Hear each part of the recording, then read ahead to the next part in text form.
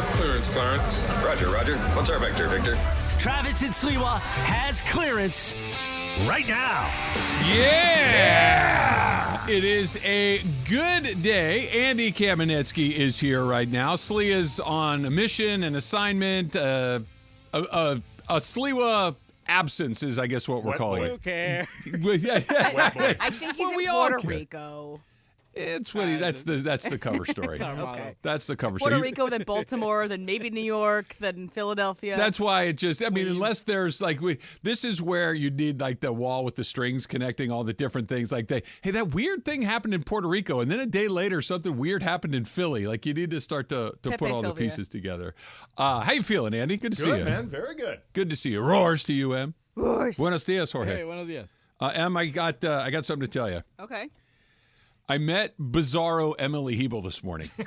What? What do you mean? So I go to Starbucks downstairs this morning to get a cup of coffee, and I had pre-ordered on my phone when I pulled into the parking lot. So I go up the escalator, and I'm sitting there waiting for them to put the coffee in the sandwich in the little thing to pick up, and I see this young woman looking at me, not in like it would just like waiting for me to notice her because she's looking at me, and she looked a little like you. She is an age that is similar to yours, and once you're kind of just wandering around, and I see this person looking at me, and I make eye contact with her, and she kind of smiles and starts walking over towards me. And I'm like, okay, this is where and I don't think I don't know what it is. It's maybe my sister. I don't know what it is, and she goes, "Good morning." And I said, "Good morning." Then you know it's not me. Just wait. And she's like, "Are you going to the conference today?" I'm like, no. I said, okay, you're wearing a badge because you're wearing that lanyard thing. So that's what signifies a conference. Yes. And she goes, "Oh, I'm sorry." She said, "I just saw your lanyard, and I thought maybe that you might be going to the conference." And I said, "I'm not." I said, I just work upstairs. I'm here to grab some coffee." So at this point, we've had her trying to engage in small talk, her engaging a stranger, her actively trying to do this, and then she proceeded to tell me just about everything I need to know about this person in the 30 seconds that we were there. She's a graduate of the University of Michigan, a double major. I forget the first one. The second one was in Spanish. She's here on a conference. She grew up in Connecticut. She's out here in L.A. Only the second time she's been to L.A. This conference is... I'm like, oh, my God. This is I felt like you, because this was a young woman who was just incredibly excited to engage in the nonsense of some random stranger in a coffee shop. A murderer. The only thing that would have made it more Bizarro Emily if she had been like, "Do you mind if we just continue this conversation in an elevator? Yeah. Do you mind if we just go over to an elevator and we just wrap this conversation up, just the two of us in this small area where I can't escape you at all?" Let's take a selfie too. That'd be great. It was so fun, and because the resemblance between you and her was pretty strong. Okay. And I'm told I look like a lot of people. I have a very... She looked. Plain You guys, if you would have told me, stop that. No, it wasn't that. It's I know what you look like. I see your face every day, and I've seen pictures of your sisters. If you would have told me this was the fifth Hebel sister, I would have 100% believed What's it. the conference downstairs? Do you know? Well, obviously you do know. I forget. It was something to do global sports initiative, something like that. At the Peacock, yeah. And she's like, "Oh, I saw the Rams lanyard," and she was so enthusiastic and so happy to share the details. I think that's what it was, but she was. She told me she just graduated from Michigan a year ago, so that makes her 24-ish. Okay. She wants a job. And I'm thinking, okay, does she trying to butter me up for something? But it was just so funny to me because of the resemblance to you and then her incredible desire to make small talk with a stranger in a coffee line. Okay, let me just tell you this. You haven't met networking Emily. You haven't met Emily at a conference needing a job, Emily. I would be very surprised if you're, and I've seen you in work mode, I've seen you in personal mode and all these things, but Andy, this was like if you gave Emily meth. She was so turned up and so. Okay, should I be more like her? Is this me? No, I like you just the way you are. Don't change a thing. But it was so stark how much they resembled one another and how different they would approach a stranger in a coffee shop. Does she have a nice haircut? Should I She change looked my great. haircut? She looked great. Okay. You should have tested on her Spanish. Spanish major. Buenos dias. Yeah. Hola. Okay. Como está? You've talked before about sometimes being, offended might be a little bit too strong, but taken aback by Annoyed by how Yes. Emily will go so far out of her way to never be in those sorts of situations. with me. And by the way, I'm not a stranger to her anymore. Sure, okay, we walked in an elevator yesterday. It was very pleasant, and I enjoyed every second of it. In that situation, because you're also somebody who is, I think it's safe to say, not that into small talk yourself, particularly with strangers. No, but I will do it, provided the social construct of walking into an elevator and somebody says good morning to me. It does not strike me panicked. Did this experience at even like 5% make you go, kind of get where Emily's coming from now? Kind of get it. This young woman was so enthusiastic and so excited to engage that I'm literally sitting there and I'm doing the whole thing. I'm like, because I saw her and I'm thinking of you and I'm like, okay. And all I'm thinking about at this point is telling the story on the air. Like, what else is she going to tell me?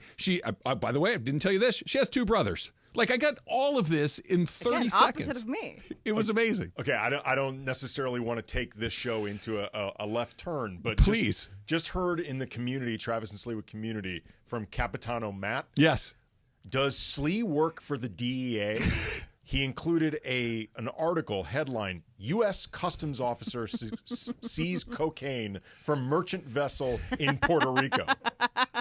Another brick falls into place. Literally. Yeah, a brick of cocaine in this case. Many bricks fall into place. Well, if you are listening to the show and you're attending the conference downstairs, you're just trying, you global sports, so you're into sports, you're trying to check out the local flavor in terms of the local radio station. If you're listening and this description sounds a lot like you, why don't you call in? And please do. Tell us, more about yourself. If you are a young woman with a double major from Michigan, one of which was Spanish, and she did the first one. Probably sports. It wasn't. management. So it was something to do with healthcare and environmental Keep policy. a little something secret, though, so you can quiz this person, so you can make sure we don't get fakies calling in. Which she gave me the first part of the major. I'm like, oh, that sounds. She goes, well, usually I just tell people healthcare stuff because it's. And then she explained to me who she tells healthcare, and I thought I'd tell you the whole thing because I thought you were going. I'm like, whoa. This is before coffee? This is. I hadn't been in Starbucks for more than 90 seconds before she came at me.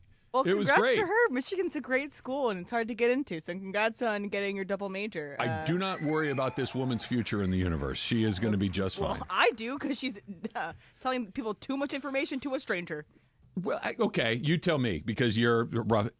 I'm a fairly benign presence, Okay, right? but you're the person that's so worried about getting snatched. No, but that's as the victim, not as the predator. No, You worry about could getting be a snatcher. snatched? Every day. You could be a snatcher. Could I? Yeah, you could definitely be a snatcher. Why? Because you're very tall. Okay. You are older. Is that a pre? And I don't know, if I saw you driving in a white van, I don't know if I'd approach you. If I'm standing at Starbucks staring at my phone, do I look like somebody that you would be wary of? I don't know. Maybe. If I did not know you and just saw you at Starbucks looking at your phone, and I had to say, is he more likely to be the snatcher or the snatchee? You're definitely the snatcher. See, here, you know who else is worried about getting snatched? DeMarco Farr. We've had this conversation. DeMarco and I are person similar that should never worry about in a being variety snatched. of ways. Here's the thing, though. At least in DeMarco's case, he's a former professional athlete. Yeah. So maybe the snatchers assume that he's worth like millions. They're going to ransom him off? Yeah, like it's a ransom situation. Respectfully, because I mean, you've done nicely for yourself, and the Rome money was good for a while. It's not NFL money. Right, exactly. Yeah. Like you are much more likely to be the snatcher than the snatchee. How could either of you physically be snatched? I really don't understand how this Ether. happens. That's why I hate ether. Oh my god. That's why you don't go to ether parties.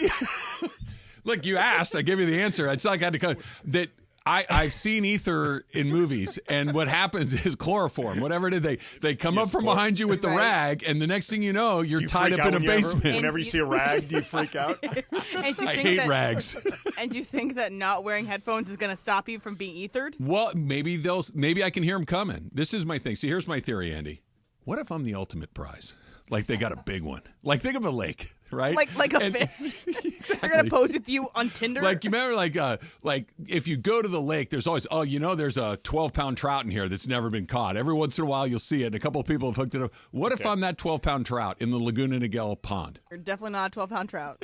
I say this respectfully, yes, with affection. You and I are friends. Yes. We communicate all the time off air. In what scenario are you the grand prize? See, this is what I don't know, and this is what I fear. Like, there's a lot of perversions in the universe, and maybe I'm exactly You're somebody's swipe taste. right. Exactly right. It could be anything. Maybe they're trying to make, look, let's use Silence of the Lambs as an example. He was trying to make a skin suit. Maybe he needs a big suit. Maybe he needs to fit in. Like, there's a lot of things. DeMarco understands what I'm talking about. He might be the only one. They're gonna go for your skin? Maybe. Look, it's about size. It's about being able to fit in. There's a lot of stuff going on. Might be like a calico pattern. They're looking for your exact shade. Like they just landed on the perfect hue. Possible. All possible. Are you guys true crime people? Yes. Are you, Andy?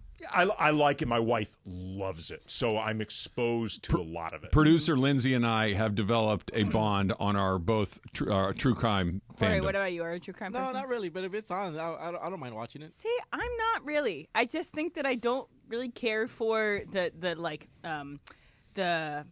not format, but I guess the format of true crime. It's not really what it does for me. It doesn't excite me. I'm not really into like procedurals or cop dramas unless they're very good. You know what it is? It depends the type of crime. Like my wife is super into Violent crime? Well, specifically Snatchings. violent crime that was relationship went bad, somebody was killed. That's a bad sign for you. There's so many. Or she's just getting, making sure that Andy's on the right side of things. There's a lot of that.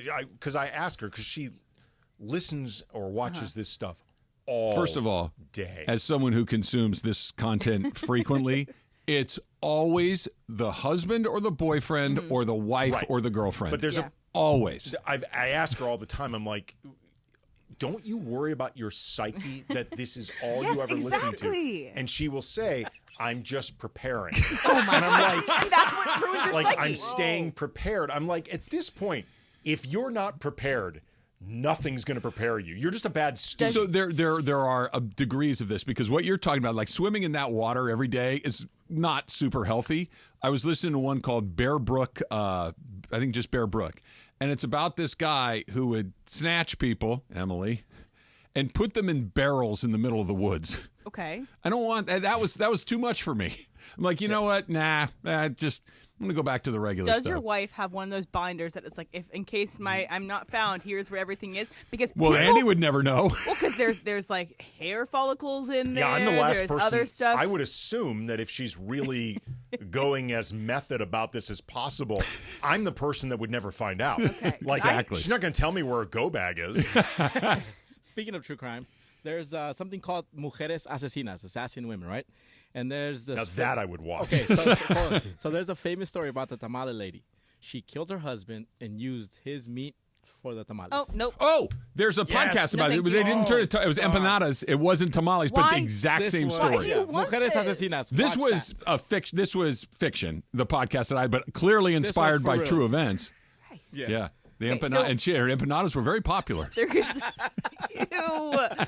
And the tamales too. There's a reason why I brought this up, and I don't know why I did. No, I do. But I speak on this. I like true crime that has to do with no murders. Like if there's no murder, if there's no violent crime, but if it's like white collar and like. So, like, for example, the Elizabeth Holmes stuff. That is I my like favorite that. thing. So, Holmes. Scamanda. One of my favorite. I like. Hey, what's up, Holmes? If it's just people cheating people out of money and like no one dies, no one has anything that harmed. But that's what I more like. about ego and that's what's interesting to me. No, I get it. I like it. I liked it too. We've talked about the Elizabeth Holmes thing, but anyway, maybe this is why I fear about being taken. But And the reason is I brought this up is because I started watching a new show yesterday, Presumed Innocent with Jake Gyllenhaal. Yeah, it's the remake. Is it based of on the Harrison Scott Ford Turow? movie. Yeah, on Apple TV. It's Yeah. a serialized version of the Turow book, Okay. the Harrison Ford movie Yeah. in the late 80s. Yeah. great book. Didn't love this it. book's like from the 80s. Yeah. Right? Yeah, that's old. Yeah, the movie came out in 88 or 89. Yeah, didn't love it. Really? I mean, I think I want to be a like crime thriller girl, and that's just not my lane. No, it's not. It's not. Nor is approaching strangers in the Starbucks to ask them if they're there for the conference. So you have a. Were you worried at all that this woman was part of a group snatching you? Well, she could have been. She could have been the bait. That's what I'm saying. Like That's what I she mean. could have been the one that's like, "Hey, are you going to the?" And then I'm dragged out of the back of the Starbucks. In a bright Starbucks in the early morning. They do it in plain sight, and they think, "Oh, they're probably shooting a movie," and no one ever thinks it's weird. Like, no way that big guy would get snatched in a Starbucks, and the next thing you know, I'm gone. Nowadays, people take their phones out. Oh, look at this. She's got a chloroform rag over his mouth. That's just their kink. That's just what they do. All right, Ether. break time. I'm just saying. You never know. You never know. Luka Doncic fouled out of Game 3 of the NBA Finals. Foul, no foul, call, no call. That's next. It's Travis Lee, 710 ESPN. What if I'm the ultimate prize? The most followed sports radio station in America. 710 ESPN. At ESPN Los Angeles on Instagram, Facebook, Twitter, YouTube, TikTok, and Twitch. LA's mega sports station. 710 ESPN.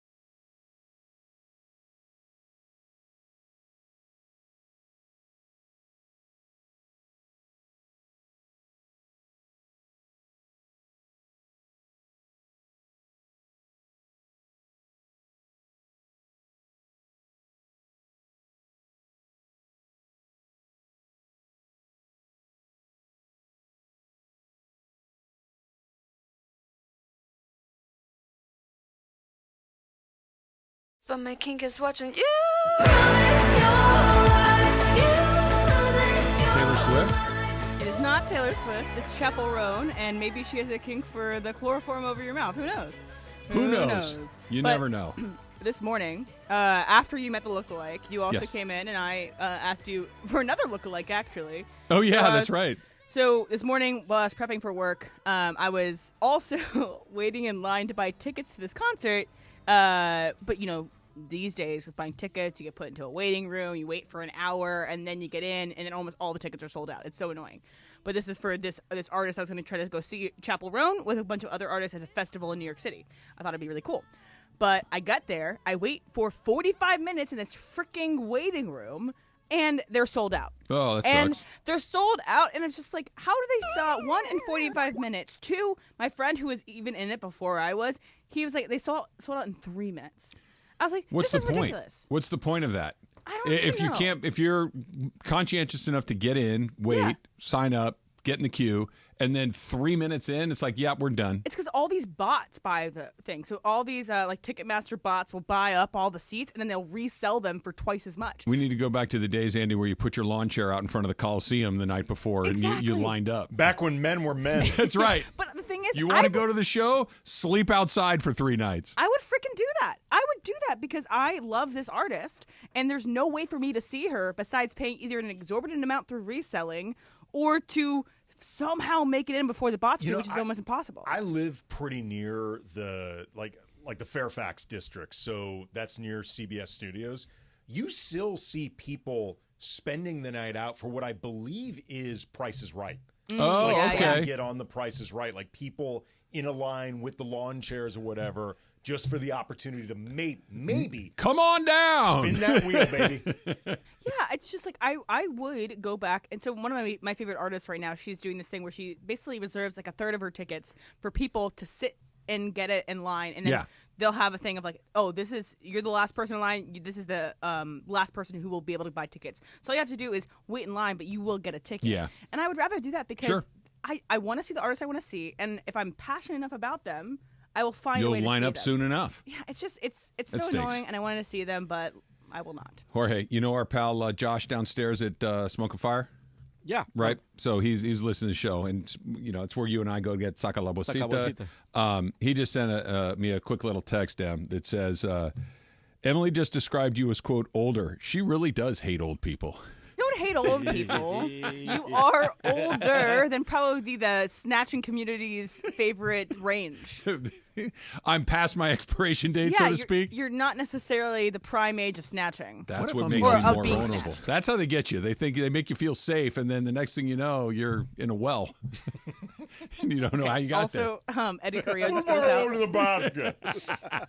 So remember back in the day, 2-3 years ago, when you shaved your mustache into the Fu Manchu? Fu Manchu because Yeah. the Dodgers, they're on the run. Didn't they're work. going, yeah, they went to the NLCS that year, right? Yep. So he just posted and said a picture of you with your selfie of that and says, this man is definitely snatching people.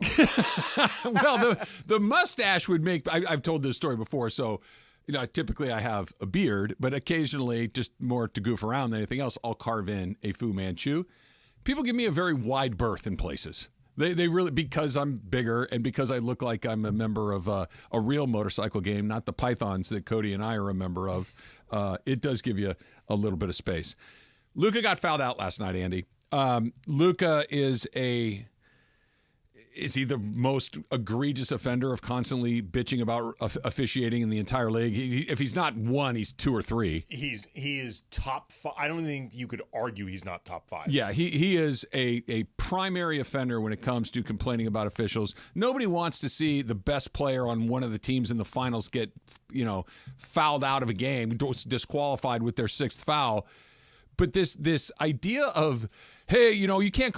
He clearly committed the foul. What are they supposed to do? Pretend can he just tackle people? Can he just trip somebody going down the lane? Where is the line in calling that foul? I have no problem with him getting fouled out of that game. No, I mean he had picked up egregious fouls even before that. Yeah. Like Luka's actually the guy that put himself in that situation. That blocking call that he ultimately fouled out on, even if you don't think it was 100% no-brainer, obvious blocking, it was far closer to a blocking call than certainly a charge, Sure. but a no call. Like there are rules to the game. And the game has to be officiated a certain way because as much as we may talk about this as an entertainment product, it is still a sport. Yeah. It is still competition.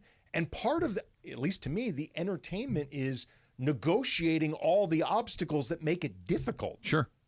It's not a showcase. Look, is this just too much of a simplification? There are some fouls that are borderline that maybe you can look the other way on, and maybe it's just like, I'm not even exactly sure what happened there. I'm going to let it go. I'm going to let it play out. This was not that. This was a clear blocking foul. What do you want me to do? I can't, because if I'm just letting it happen, you know what we're talking about? We're talking about fixing the game. That you've got a guy that, because I'm a star, I've been dubbed a star through performance and media and everything else. By the way, you mean fixing as in the fix is in, not fixing the game like let's the fix fix is in. It's rigged. Yes. Yeah. So if you're just saying that Luka Doncic knows they will never foul me out, the game's rigged because unless I have a player of his stature, it's a massive advantage. Does Jason Tatum get it? Okay, he gets it too. Okay, what about Jaylen Brown? Okay, what about Kyrie? Where do we stop? Right. Like when is the line of what is the baseline amount of all-star teams you have to have made over the course of your career? Exactly. Like, does Al Horford still get the star treatment? You know, salty vet, been around a long time. Right, and he's made, I'm guessing off the top of my head, 3-4 all-star Sure. teams. Like, is that enough? Like, when does it stop being enough? And Brian Windhorst on SportsCenter last night with Scott Van Pelt had enough of all of this, and he did something you don't see very much anymore. He absolutely burned Luka to the ground. I thought it was perfect that Luka fell onto the ground there in an unacceptable position to put himself in with 4 minutes left with 5 fouls, and then immediately looks at the bench and says, you better bleeping challenge it, as if it's the bench's fault that he just made a terrible play. I'm standing here in the Mavericks tunnel. Over there is the Celtics tunnel. That's where the winners are. If Luka's ever going to be a winner coming out of this tunnel here, he is going to have to use what's happened in this finals as a learning experience. His defensive performance is unacceptable. He is a hole on the court. The Celtics are attacking him. They are ahead in this series because they have attacked him defensively. And you've got a situation here where Luka is complaining about the officiating. They have begged him. They have talked with him. They have pleaded with him. He is costing his team because of how he treats the officials. He's a brilliant player. He does so many things well. They are here because of how he did. His performance in this game is unacceptable and the reason why the Mavericks are not going to win. He's got to get over this. And the fact that he came out after the game and blamed the officials showed me he's nowhere close yet. So maybe over the summer somebody will get to him because nobody with the Mavericks or anybody else in his life has. And that's where the Mavericks are at this point. They're never going to get to this tunnel with the trophy if he doesn't improve those aspects of his game. That is a flame job that is really unusual nowadays. Really unusual. And by the way, tell me where he was out of bounds because I didn't hear it. This is what was amazing. It was equal parts praising Luka as the player that he is, scolding him for the things that he did wrong, and kind of an intervention. Like, Luka, this needs to stop. We are all pleading for you to stop. There was a lot going on there.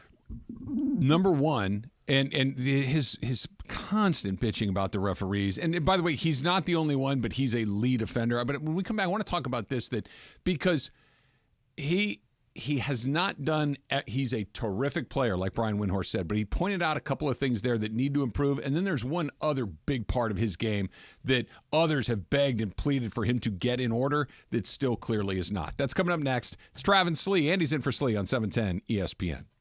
You never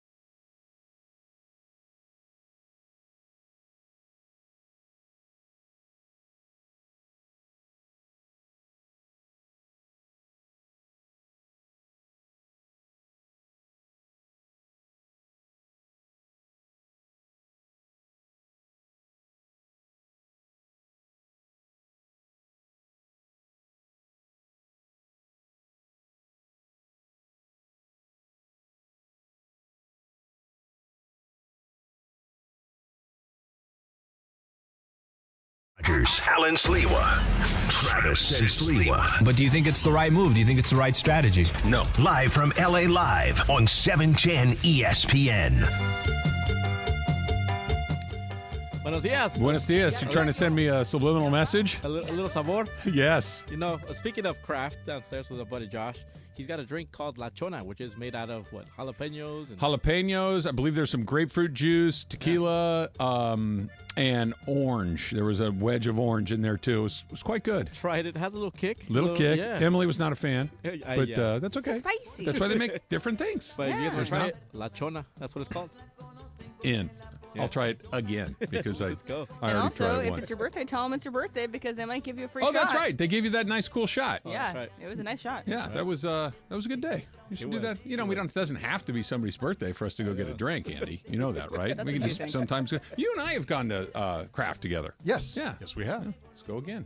Let's go today. Yeah. Did not I'm get snatched down. that entire No, time. we made it. We made it. But see, I like to put myself in the corner so nobody can get it behind me. Like, I feel like I'm okay if I can see the lay of the land out in front of me. Celtics are going to win the title. Yeah, it's inevitable. No one's ever come back from an 0-3 hole the way that the Mavericks are in right now. And I guess the question, especially after Luka getting fouled out last night, and you know, LeBron complains a ton about the referees. Steph Curry complains about the referees. There are a lot of star players that do this. It's not exclusive to Luka, but the way Windhorst went at him was like, look, you're spending so much time doing this that you're missing other things. Namely, they're just annihilating you on the other end of the court. That they are hunting you on defense. I think he said there's a hole in the court wherever you are that's putting an incredible amount of pressure on your teammates. You're too good of a player to do this. That if you want to win a title, you need to tighten up defensively. You need to stop, because I don't care who you are. I know he gets star treatment. If I'm just constantly whining at you, constantly telling you you're doing a bad job, constantly complaining about you not helping, guess what? I'm not really rooting for you. I'm going to try to be as impartial as I can. Those guys are human beings. They're going to get in their feelings, and you're never going to get the benefit of the doubt. Here's the thing, too. They listen to this stuff, not just from Luka, but from every player. Like, the truth is, for all the talk about how they need to, swallow their emotions and they need to make sure that they remember who the crowd is there to see and who the television audiences are there to watch, these guys show incredible restraint. Because if you ever go to a game in person, you see all they deal with all game is players yelling at them the entire every trip time. Up and down the court. Yeah. Like, honestly, the amount of restraint that they show before a technical or before ejecting someone is way more than most people realize. And to disqualify a person like Luka was last night, it needs to be clear, and it was. Yeah. This did not, put it to you this way. We're having a different conversation. If the question wasn't whether it was a foul or not, it's whether it should have been. Isn't that the answer in and of itself? Of course, it was clearly a foul in an important game where I don't care if it's Luka or the 10th guy, it's a foul. Well, the game is the game. I realize the stakes. They go up in the playoffs. They go up even further as you're in the conference finals, then the finals. But the game's the game. Yeah. You're playing the same game of basketball.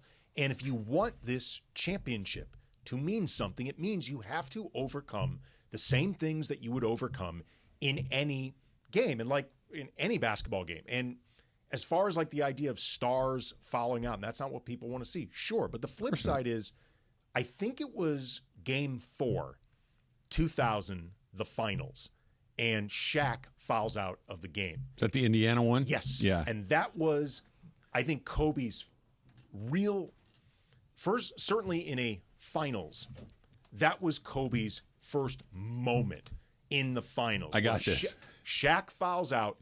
Kobe says, I got this. And he carries them to a win. I think that was the game that afterwards Shaq is carrying Kobe on his back, like piggyback style, because Kobe had just had that bad ankle injury because Jalen Rose put his foot underneath in the landing space. Right. I will take the possibility of losing a star in the finals because of fouling out and losing what Luka would have done in the last 3 or 4 minutes every day of the week because of the possibility of what you got from Kobe in that game in 2000. I will take that every day of the week. I'm with you. I really sometimes you're on one side of an issue or another, and it's like I'm here and I don't get the other side, and then there are times where I do get the. This is one of these. I don't want him to be fouled out. I'm much more open to the idea of beyond 6 fouls or on your 6th foul, you get 2 shots and the ball. Like there are ways Change to the rules, right? Disincentivize fouling, but we all want to watch Luka finish the game. We all want to do these things, but I'm with you. If Luka had fouled out and 4 of the 6 fouls were ticky-tack, that becomes a different discussion because that's not about should you give more leeway to a star. That's about are they calling this game well? Are the refs doing a good job? Nobody's really complaining about the quality of the calls. It's should Luka get more star treatment? And it kind of kicked open the door to the other criticism that's been with Luka for basically since he showed up in the league is that he's not fit enough. That his fitness, and I know he's got a bad knee or maybe it's an ankle, I forget, that he's got a chest contusion. But look, they've been playing basketball for 8 months now. They're going to be banged up. And this is where guys like Steph Curry, LeBron James, Kevin Durant, like almost everybody, there's never a, dude, are you in shape or not? You know what I mean? Like no one has ever looked at LeBron James and said, I don't know if he's putting in the work in the offseason. I remember LeBron's first season with the Lakers. He hurt his groin, I want to say the Christmas game. Yeah. And he was out for a couple months. And I remember I went to the practice that was LeBron's first since he was like able to practice again. I think he was close to being activated again.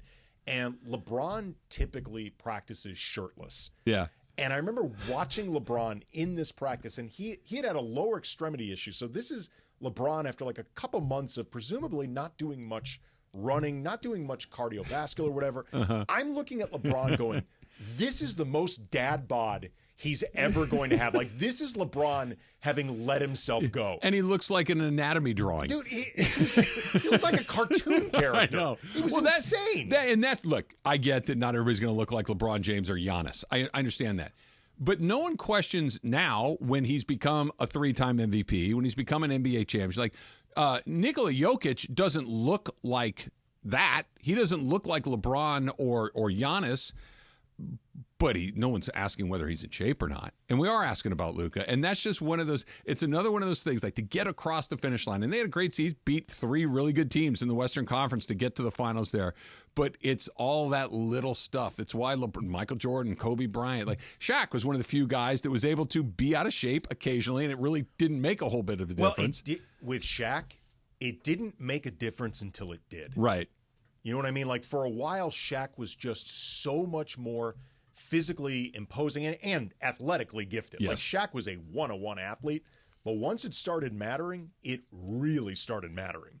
I mean, it's almost like, how people were giving Patrick Mahomes stuff for showing up to training camp, dad looking bod. not exactly like, an Adonis out there, but like it's only going to matter until it does, or it doesn't matter until it does. So like Patrick Mahomes can look like he is, but he's still going to beat you 10 times every day. Yeah. When it happens, it's hard to kind of reverse engineer it and say, okay, I'll get in shape and not have it matter. Because once you do get the thing, it is now that's the thing. There was nothing. I'm sure you've experienced this because you've been in the Rams locker room post game. Emily, Jorge, I don't know if you guys have been in or not after a game. There is nothing more demoralizing than seeing Aaron Donald shirtless. You will never feel worse about yourself. This is going to sound like I'm hyperbolic, and I'm really not trying to be. I'm saying this in the most literal interpretation of what I'm about to say. He looks like the Incredible Hulk. Yes. He really does. Like, his physique is exactly like the CGI on the Incredible Hulk. The Incredible Hulk. Yes. Are you a listening, human Disney? being Cast him. looks like that. Now, the flip side, though, every time you ever saw Jared Goff without his shirt on, you're like, I Not like the this Hulk. guy. Yeah. I like this guy. I could have been a quarterback. Yes. This guy makes me feel great. He could get snatched. That's right, Emily. That's exactly right. He should be careful. Before you break, I know we played this last segment, which is Brian Windhorst, going after Luka. But, I thought this was really funny. That was like, rotating around Twitter. Someone put the music from Kendrick's diss track, Meet the Grams, underneath Brian Windhorst's disc. So I'm going to play it right now. I thought it was perfect that Luka fell onto the ground there in an unacceptable position to put himself in with 4 minutes left with 5 fouls, and then immediately looks at the bench and says, "You better bleeping challenge it," as if it's the bench's fault that he just made a terrible play. I'm standing here in the Mavericks tunnel. Over there is the Celtics tunnel. That's where the winners are. If Luka's ever going to be a winner coming out of this tunnel here, he is going to have to use what's happened in this finals as a learning experience.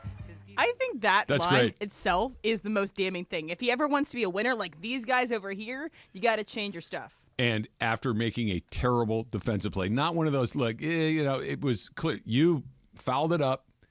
If you ever want to win, you got to clean up all of this stuff. And it's the idea that you're blaming everybody else but yourself. It's the lack of accountability, and not that, again, like Brian Windhorst was saying, like we've been saying, Luka has so much incredible talent, but it's the lack of owning up to your own mistakes that is the problem here.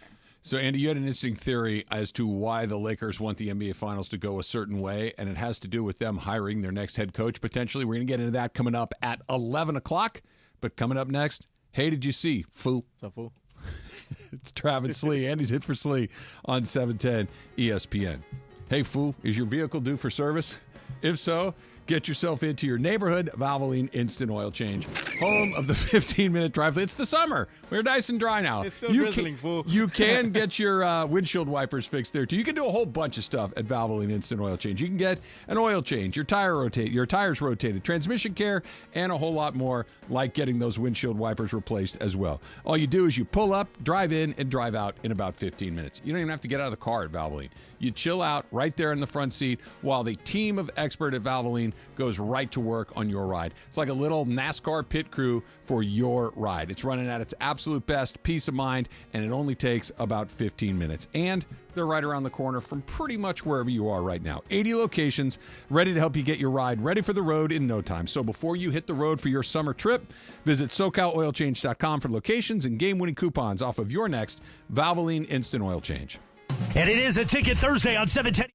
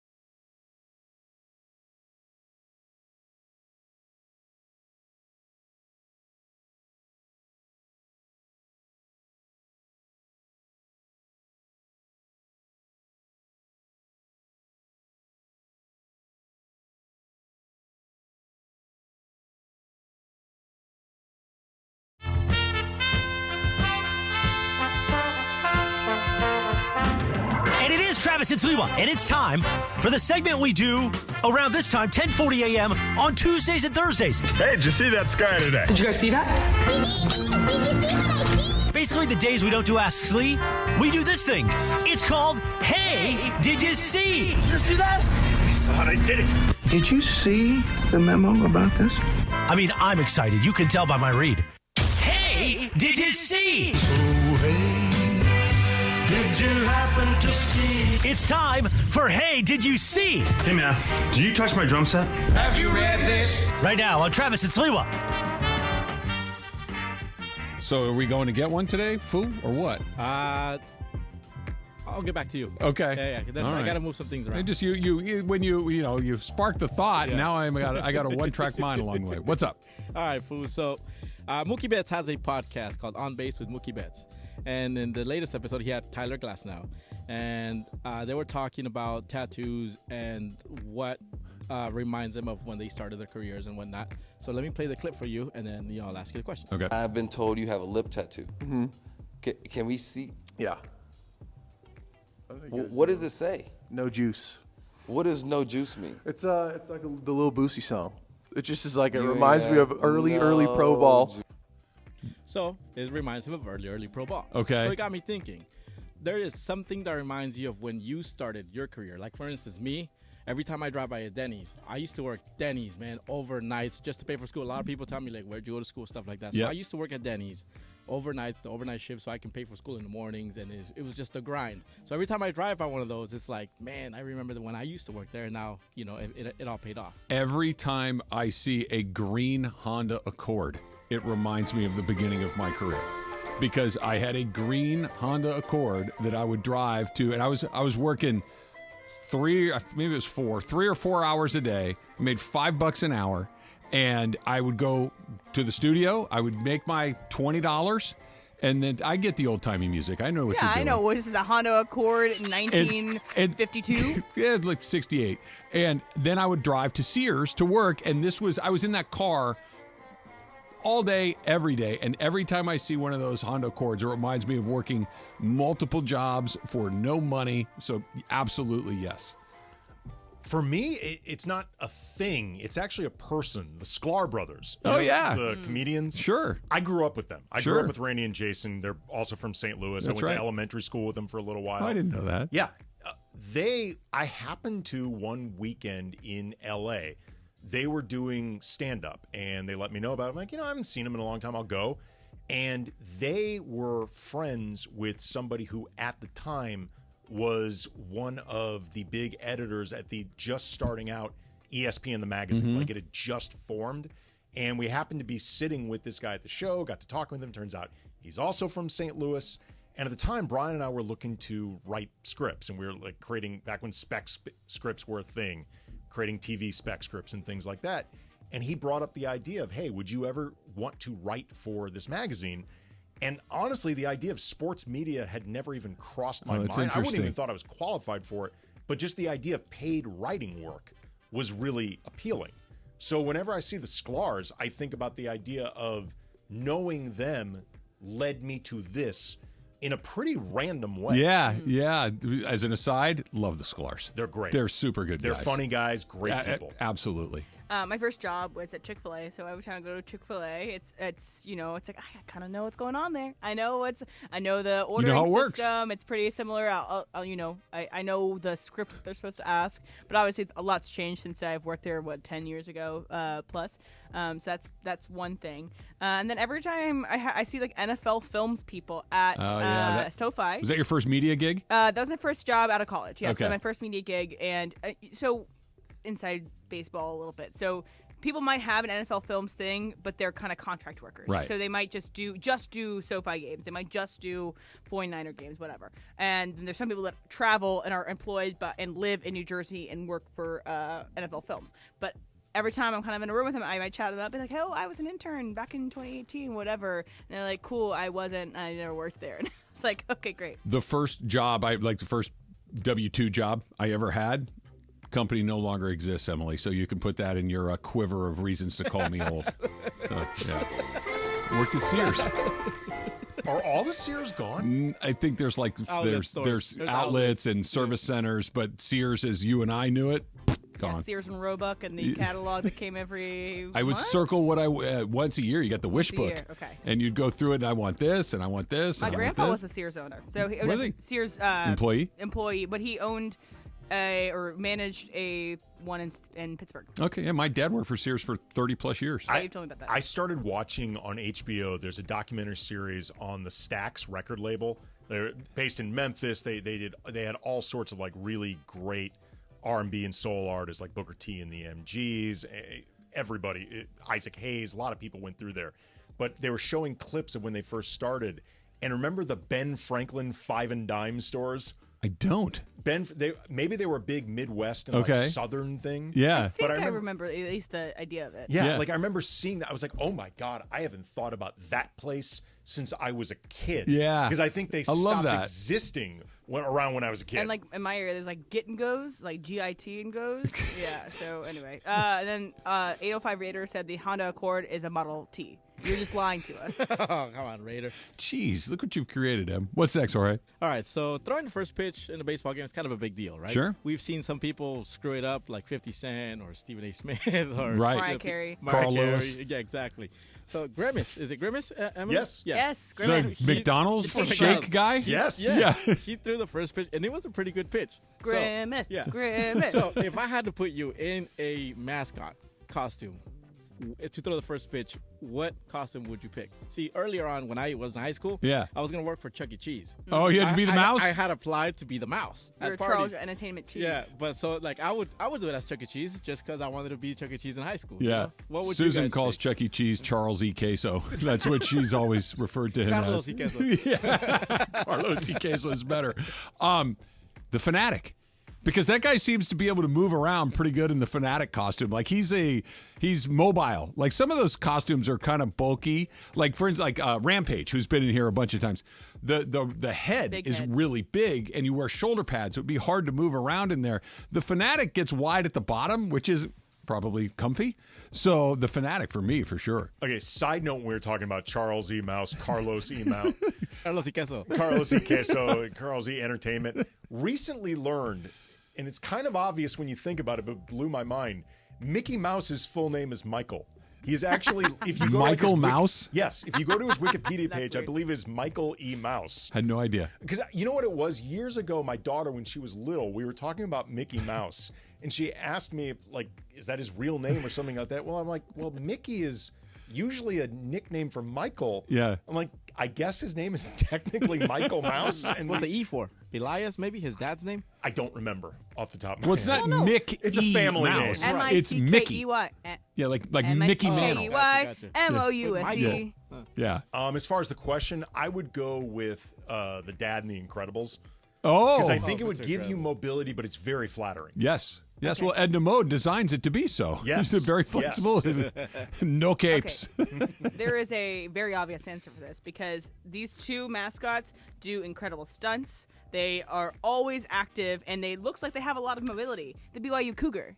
Okay. Because that I is thought you were going basically to say just, Rocky from the Nuggets. But that's basically just a fur suit that you put over a regular person. Yeah. Like, there's no big head, there's no movement, so you're not really impeded anyway. Can I guess your second one? And then the other one was the Penn State Nittany Lion. Oh, okay. Also, same thing, a really old mascot, but it's basically a fursuit. And then also, I was the Chick-fil-A cow, and I did do Zumba as a Chick-fil-A cow, and I was able to do it, so I could do it as the cow. That's amazing. Thought the Phoenix Gorilla was going to get thrown in there. That guy does like backflips and does. stuff. Yeah, That's a that pretty guy. cool one. That guy gets at it. Lakers will not be hiring the Phoenix Gorilla to be their next coach. I don't think. They may have it done sooner than later. JJ Redick expected to interview this weekend. Then what? That's next. It's Travis Slee. Andy's in for Slee on 710 ESPN. Dad, on this special day, I want to acknowledge just how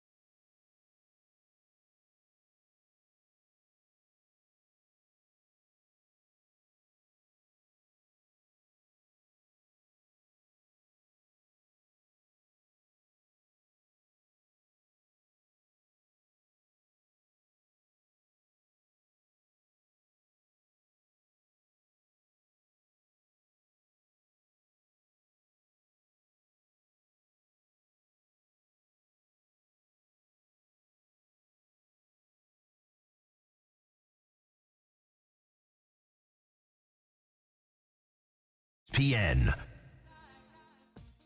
The rhythm of my life. Remix. So this is just whatever. Emily will like this. You and I are really close to the same age. Yes. Yeah. I think it's pretty close. I had a moment on Wednesday. What's today? Tuesday. That really landed in a very specific way. And I texted Emily as it was happening because it was bizarre. I wear glasses, and I had gone to see my optometrist a couple of weeks ago, and he said, you need to go see this other person. I don't do what's going on in one of your eyes. You need to go see somebody else. And I said, okay. And he refers me to a different ophthalmologist. And so I go, and I walk into the waiting room, and it's this huge office. Like, there's people. There's like 4 different receptionists checking people in. It's a busy, busy office. They're just cranking through it. And the lobby's filled with people. There's technicians escorting patients to different exam rooms and all these things. I was the youngest person in this thing by 25 years. And I'm looking around going, that guy's 80, she's 80, he's 79, she's 84, he's 94.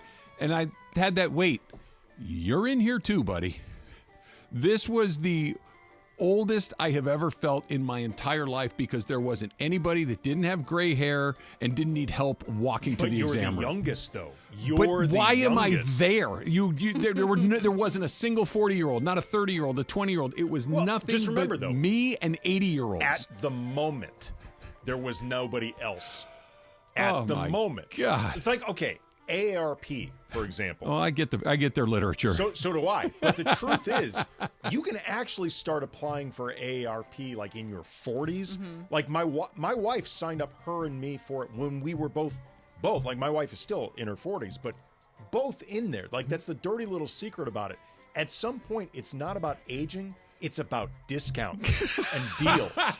Like, well, they find you on your 50th birthday. Like they are beating down your door. Put your ego aside and seek them out well before it. Well, first of all, I'm like, I must be in some serious. If they're sending me to where they're treating, like the Terminator glasses that the old ladies wear when they drive.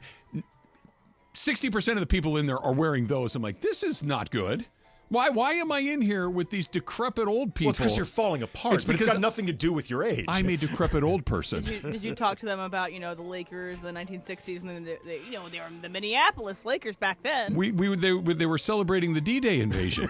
It was incredible. I was watching the Brooklyn Dodgers the other day. I could not turn the page. I texted him. I'm like, you're not going to believe what's going on. I texted Susan. I'm like, I don't think I'm in the right place. Like, everyone here is an octogenarian. It was deeply depressing. I would just look at it as they're all excited. You know how, like, if you ever visit your grandparents in, like, a home for the aged or whatever, all the old people get excited whenever they see a young person. Maybe that was my role. I'm saying, like, they were probably all excited to see you. I would have just leaned into that. I don't think they could see that I was in the room. That's how they sense young people. They can smell me. They do. You know if you lose one sense, the others get heightened. Yes. Oh my God, it was a deeply depressing day. JJ Redick, according to Woj, is going to interview for the Laker job this weekend in a more formal capacity. Mm-hmm. That they've spoken, that they've, but they're going to really kind of sit down. He's going to see what they got. They're going to see what he's got. But Andy, at this point, doesn't this seem as like a formality to me? Because the way that the Dan Hurley thing went, and by the way, there's a new wrinkle to that. He showed up on Levitard earlier today, which we'll talk about coming up in a few minutes. But I would be just stone cold stunned if JJ Redick wasn't the coach of the Lakers by this time next week. I love the phrasing from Woj. This tweet, quote, JJ Redick will formally interview for the Los Angeles Lakers coaching job this weekend, and a strong performance is expected to move him to the forefront of the franchise search. Like, there's a lot of information and hedging and allowing for the possibility of just about anything happening after this weekend. If he's going to emerge to the forefront, what does the foreground currently look like? Who's in it? An empty room? Is in like 10 days. The free agents, like, we don't have time to be messing around. Like, the draft is in something like 10 days, less than 2 weeks. Like, they need to get this thing going. Like, the thing that really frustrated me the most when it felt like, they were, quote, zeroing in on Redick and Redick seemed to be the guy, was the idea that his work with the finals would somehow get in the way with this, whether it's because the league didn't want the Lakers coaching search to overshadow the finals. By the way, that worked out great. Mission not accomplished. Yeah. I'm glad we dodged that bullet. or just the idea that, you don't want him on air talking about other players because it could be tampered. Like, everyone needed to sit down and say, look, this is who we want. For practical reasons, we need a coach in place so this coach can hire his staff and we make sure we get the best people alongside our coach. What are the rules? Like, can we just come up with some parameters where we can hire this guy? Like, Charles Lee is about to win a ring on a staff with the Celtics. He's a Hornets employee. Right. Like, for all we know, he's trying to steer Sam Cassell to the Hornets, or he's trying to convince Jaylen Brown, you know what? You're about to win a ring. You know what would make history? Be the guy with the Hornets. Like, he's trying to recruit other guys on the Celtics. Like, this is ridiculous. It's so weird because it's going to be him. It's probably was him until the Hurley thing bubbled up, and then once the Hurley thing dissolved, you go right back to him in the first place.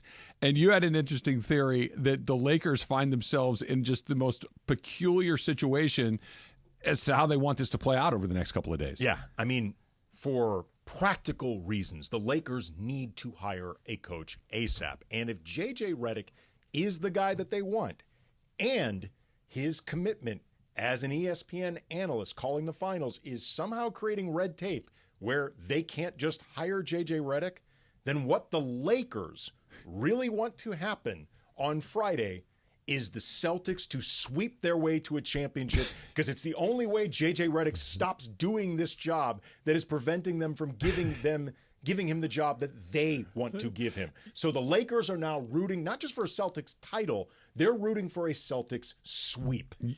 Which is just insane to even Do you think articulate. I'm wrong? No, I don't. I think that, well, okay. I think that your theory is logical. I think that your theory makes perfect sense in the, hey, look, there are important landmarks coming up that we need to be ready for. The draft. We need to hire a staff. Free agency. We need free agent. We need to have our ducks in a row for this. This presupposes that this operates like a normal place, and it really has not. And I think that's part of the intrigue of the way that this thing has gone.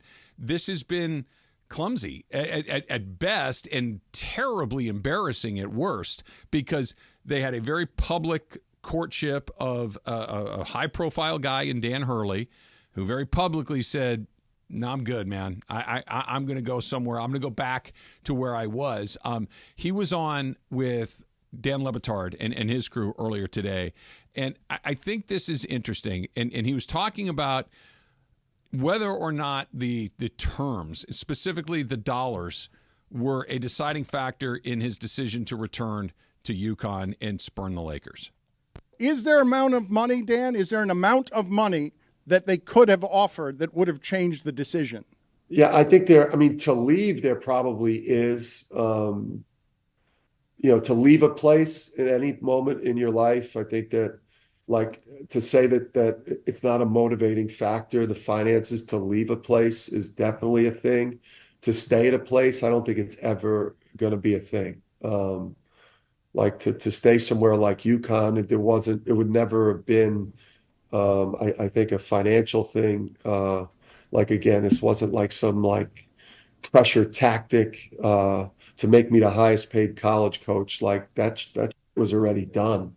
But to leave a place, that you feel the way we do, and the family connection with my wife, my sons, my mother-in-law, my brother, my father, who, like, I know how much it means to my dad to go to the Big East tournament and to come to, 10 UConn games a year at home, and sitting courtside when I'm coaching against Rick Pitino, like I mean, yeah, to leave all that behind, there probably is a number.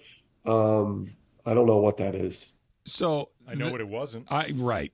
We know what it wasn't. That's exactly right. And what does it mean that he's saying? Of course, there's a number. If there's a look, we all have a number that we would go do something that maybe isn't exactly the greatest thing we've ever wanted, but it's not a bad thing, but it's a different thing. I'm super comfortable here. I'm well compensated here, but if they came in with the proverbial Godfather offer, then maybe we're talking about something different. That he's saying that, I think, means a great deal. Yes, Andy. it does. And this is something that we hit on a lot on the Locked On Lakers podcast. The what? It's a Locked On Lakers podcast. It's available 5 days a week anywhere you get your How much? podcast. It's not behind a paywall, What? Travis. It is What? free. Occasionally or all Never, the time? Never. And if you're somebody who likes to watch podcasts as opposed to just listen, there's a YouTube component. There is. There is. Also, never behind a paywall. And it's just the Lakers, or do they have other teams? Well, this network, the Locked On Network, Yes. they cover all the big teams, all the teams in all the big four Is there sports. a Rams one? There is actually a Rams one. Is there a hear. UConn one so I can hear about more about Dan Hurley? Funny you say that. We had the host of Locked On UConn, Mark Zanetto, on Locked On Lakers recently. But the thing that we hit on a lot, to me, the Lakers did not get embarrassed by Dan Hurley saying no, because his situation was great. He had no pressing reason to leave UConn. So the idea that he didn't just say, oh my God, it's the Lakers, I have to leave, I don't think that's embarrassing to the Lakers. Where I do think the Lakers embarrassed themselves was they did not put out a serious offer for Dan Hurley. They put out a respectable It's a good offer. 6 for $70 is respectable. Yeah. What would have made him the sixth highest paid guy? Something like that. Yeah. But you have to go into that knowing we have to pull out all the stops. If you're going to bother going down this road at all with a guy who has, frankly, more pressing reasons to stay at UConn than leave. He has the opportunity to do something historic where he's already a god. You need to be thinking about not just the offer that would make him leave, but also you need to be thinking about, as the franchise that cannot hire a coach to save its life, They've been like going a coach who through them stays, every other year, basically. you need to be thinking about the optics of if he says no. And you need to make sure that as the Lakers, you're not doing anything that looks unserious. Yes. And that offer was unserious. That, to me, is where they embarrass themselves, not Hurley turning them down. Yeah. So just so I know where we are on this, I'm of the opinion that the Lakers were seriously pursuing him and he was seriously considering the Lakers. Do you agree? Yes. That he was genuinely interested in Absolutely. the job. Okay. We're on the same page I don't there. think that he was purely leveraging This wasn't a the play. Lakers. No. Yeah, I mean, I don't honestly, think so either. if Dan Hurley wants to eventually jump to the NBA, which by all indications he does, it does him no favors to look like a guy who will just blatantly leverage the Tiffany organization in the NBA. So that brings me back to this, which is you want him. Yes is in the option tree for him. Absolutely. Don't give him a reason to say no. Right. And the money part of this is I think, a much bigger part of it than I thought of maybe even yesterday, having heard this. The terms, the amount of years, I think, is a big part of this too, which brings me to Redick, which I want to do coming up.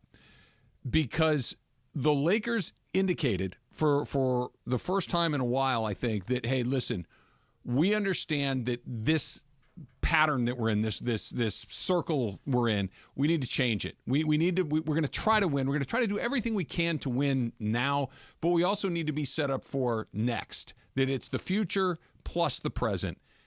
That was the offer to Dan Hurley. What is the offer to JJ Redick? That's coming up next. It's Travis Slee. Andy's in for Slee on 710 ESPN.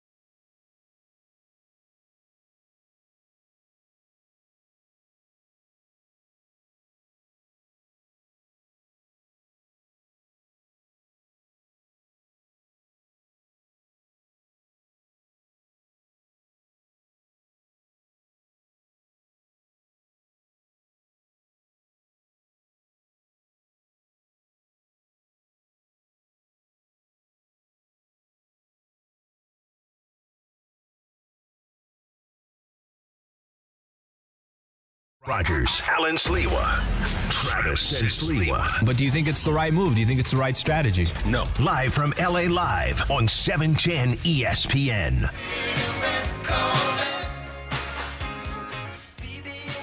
So you are the Prince authority here at 710. I'd like to think I am. You are. You are. Where's this fall in the Prince hierarchy? It's a great. I think Little Red Corvette is about as perfect a pop song as was ever written. Like, great chorus, great bridge. The lyrics are fun, but they're poignant. Awesome guitar solo. It's Prince. Yeah, fantastic. It is a Ticket Thursday at 710 ESPN. You're going to want to keep listening for the cue to call. And when you hear it, be caller number 7-877-710 ESPN. And you'll win a pair of tickets to see David Gilmour on Tuesday, October 29th at the Hollywood Bowl. Listen all day long for your chance to win on a Ticket Thursday at 710 ESPN. So I'm not going to play the whole Dan Hurley cut again because it's a little long. But just to kind of summarize what was said is basically Dan Hurley was asked the question, was money a factor? And did it come down to that? And he said, well, money isn't a factor to stay somewhere. Money's a factor to go somewhere new. And there's a number that will make you consider that. And I'm still at UConn. Okay, that's the synopsis of what he got at. You and I have talked about this before, Andy, that I do think that they're in the offer, while potentially, if you wanted Dan Hurley, it clearly was not enough to get it done. So maybe you didn't want him as bad as maybe you thought you did, or you would have, come back with a second one, or just do the, hey, what do you want? And have him throw something out there and, give it to him or get close to it. But the amount of years, I think, is significant. That 6 years means even the most myopic LeBron James fans know that LeBron James is not going to be on the Lakers 5 years from now. Okay, I think. I mean, right? Honestly, if he is, respectfully to LeBron, I'm starting to worry. Yeah. I'm actually starting to worry about, is his retirement fund okay? Does he need the money? I don't know. We've heard he's a billionaire. Yeah. Is he? So the 6 years indicates that, look, we want you to be here for something beyond the LeBron James era of Laker basketball. LeBron James played for Luke Walton very briefly, right? 1 season. 1 season. He played for Frank Vogel. 3. He played for Darvin Ham. 2. Okay. This is going to be his 4th Laker coach. And it is what it is. You're going to try to maximize your time with LeBron James. I understand that. But knowing that they kick the door open to the future with 6 years, with Dan Hurley, do they kick that same door open for JJ Redick? Or if it's not Redick, whoever the next guy might be, you've clearly indicated we're getting ready for something beyond LeBron James while trying to win now, but we're thinking about the future. Or was that a Dan Hurley exclusive? I hope it's not just a Dan Hurley exclusive. It's not even so much the idea of thinking towards the future to me. It's about, are you going to be patient even in the present? Ireland always talks about how the Lakers' job is one of those where if you lose in the first round, you could be on the hot seat. It is win a championship, or you always have to worry about job security, because that's the standard. That's a terrible standard. That's a terrible way to actually build anything with sustainability, with stability. That can always be the goal. It cannot be the standard. Absolutely. And it indicates a vision that is so unrealistic to any potentially really good coach. Look, I'm going to work like crazy. I get it. LeBron and AD, we're going to have the Lakers were a good team last year. They won a lot of games. But this idea that if it's not, this is going to take some time. We're a ways away from there. There's a lot of good teams here, and I'm going to need to implement a system, a culture, whatever it is that the clock is at 11:59 the day I get hired is an insane way to go about doing it. Well, also, too, it hasn't always been this way. Here's an example. When Phil Jackson returned to the Lakers, his first 2 seasons, 2006, 2007, the Lakers got bounced in the first round against the Phoenix Suns. In 2006, they blew a 3-1 lead to the Suns. Never heard word one that Phil Jackson was on the hot seat. Yeah. You know why? In part because he's Phil Jackson, but also I'd like to think the organization recognized this team is not good enough to win a championship. So to hold a guy in contempt because he can't coach a team that is not good enough to win a championship to a championship, you're never going to actually get yourself in a position. Maybe you'll get lucky every now and then, but you have to have some type of realistic expectations of where are you. The goal should always be, are we moving in a direction closer to a championship? Are we moving in a direction that makes sense? That should always be the goal. Does it make sense? Does it make sense both in – and look, there are times when all of a sudden opportunities there. Hey, look, we're a little ahead. We got to go for it. Right, I think the Rams were a really good example of this. Hey, we're in a spot where we went for it. The Dodgers, they've kind of been on the doorstep for a long time, but they make moves to try to go for it. There are times when you get maybe a little bit bolder, a little bit more aggressive. But look at the landscape of the NBA right now. You're in the second tier as far as teams that are expected. And look, we can get into this in a second, but I just over the last 15 years of who's played in the finals and who's won it, if you're not one of the 2 or 3 best teams in the league when the time of the season, you're not in the mix. There's an outlier here or there, but not very many of them along the way.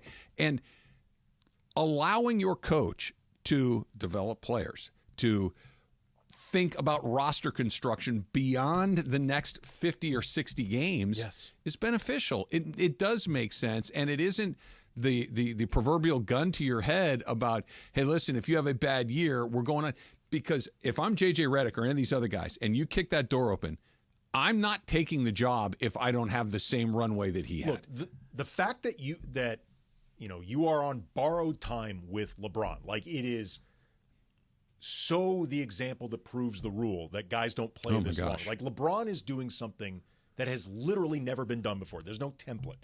So obviously there is urgency to try to maximize that, to try to, frankly, maximize the prime of Anthony Davis's career. AD's 30. Like, if anything, I think they spend too much time focused on LeBron, too little on the idea of this guy's actually in his prime. He's a two-way player. But either way, those parameters don't make the roster better than it is just because you need it to be. And just because you may only have 1 or 2 more years with LeBron, that doesn't somehow make the roster better than it is. Somebody's going to take the job, right? I mean, they will have a head coach by the time that they start playing basketball. It's not a terrible job. Okay, no, it's not a terrible job, but is it a great job? Is it a prestigious job? It could be a better job. And this idea that, well, we're offering you the Lakers. Okay, that certainly means something, but it doesn't mean that, well, I guess I'll just take it no matter what. There has to be some assurances in place about term, about voice and input in these sort of things, because just having that job, especially in light of this, like you said, unprecedented situation that they find them in, where their best player is doing something that's never happened before, I can't have that be the only thing I worry about every single day. Because consider, right now, the 2 jobs that are open right now are the Lakers and the Cavaliers. Yep. And there are some people in the NBA circles that believe that the Cavaliers is a better job than the Lakers, because I don't think that the Cavaliers are the pinnacle of ownership by any means, but you have potentially Donovan Mitchell staying, so you have a Mobley. Great player, you have younger great players, and you got to the playoffs, and you have room to grow and get better. And so maybe you do take that job because your expectations are very different.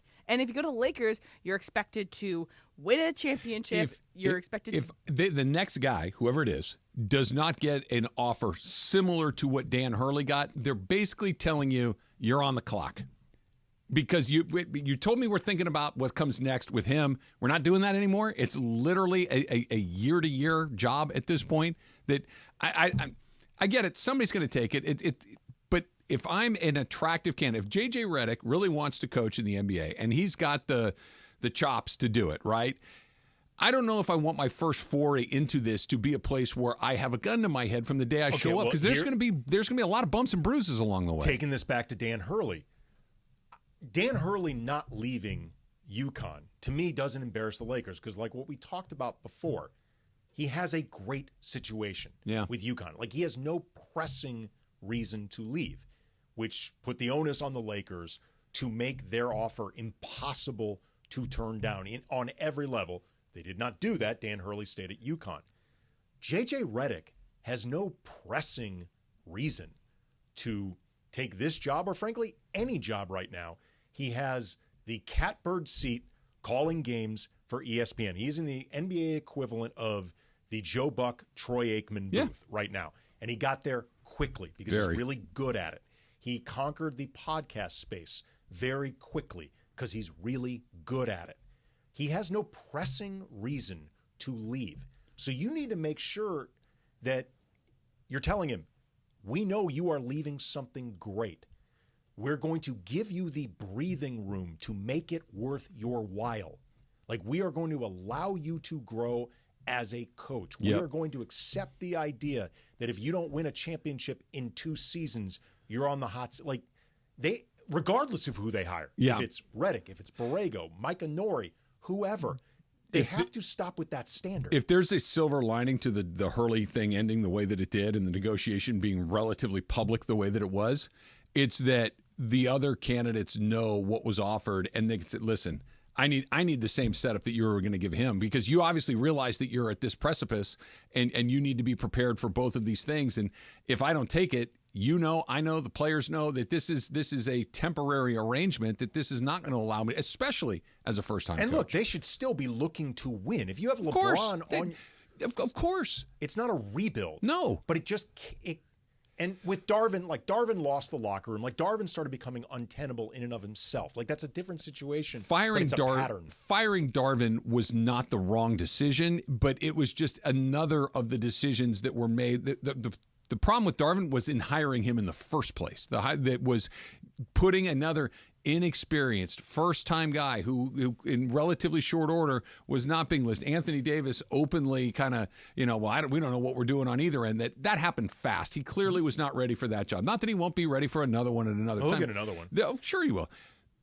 Then you're going to go with another. You're going to have to change the way you go about it. We'll continue to talk about this. And Dan Hurley in that interview said that LeBron James texted him this most recent weekend. Would you love to know what was in that text? I'm going to guess. I know that's what I'm going to do. But first, a little factor cap. Coming up next, it's Travis Slee. Andy's in for Slee on 710 ESPN. Steve Mason and John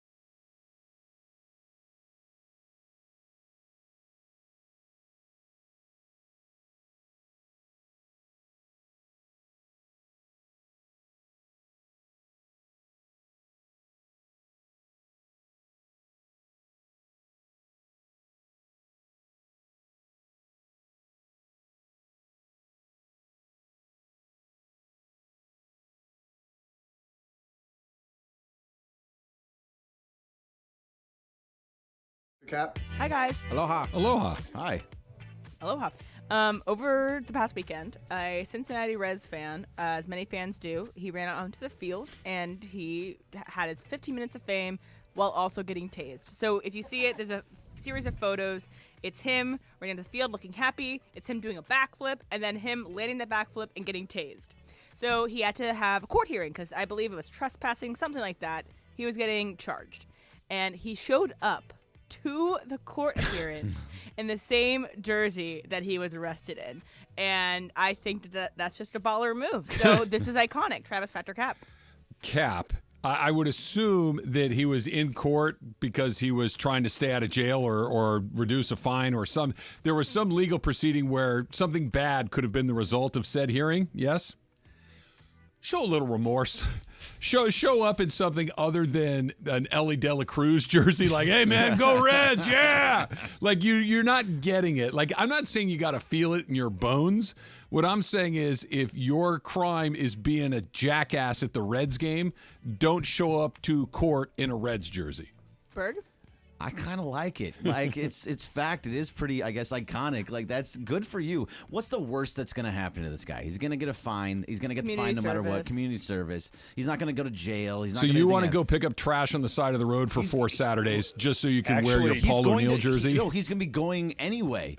Maybe not. Maybe if you show a little contrition for the Reds. It's the guy that hit 900 against the Dodgers. Right. Yeah, but he's basically a Yankee. For you. Yeah, for me. He's a Yankee. Yes, exactly. But either way, like, yeah, good for you. Like, you're not going to get that much is going to happen to you. Do what you want at the court hearing. No, they you might don't get care. some Twitter followers. You might get some Instagram followers. You might get a job offer from a different sports company. That 15 minutes could become 30. Who knows? Andy? It's fact and cap. Oh, come on, pick one. Fact or cap? It's not fact and or. It's and, depending on one thing. If you are built for prison, this is iconic. If you are not built for prison, this is a terrible idea because he could not be snatched. He's not a snatchable guy. Bear in mind, that's what you think. One thing that often affects your sentencing is what the judge thinks of you, how you treat the proceedings.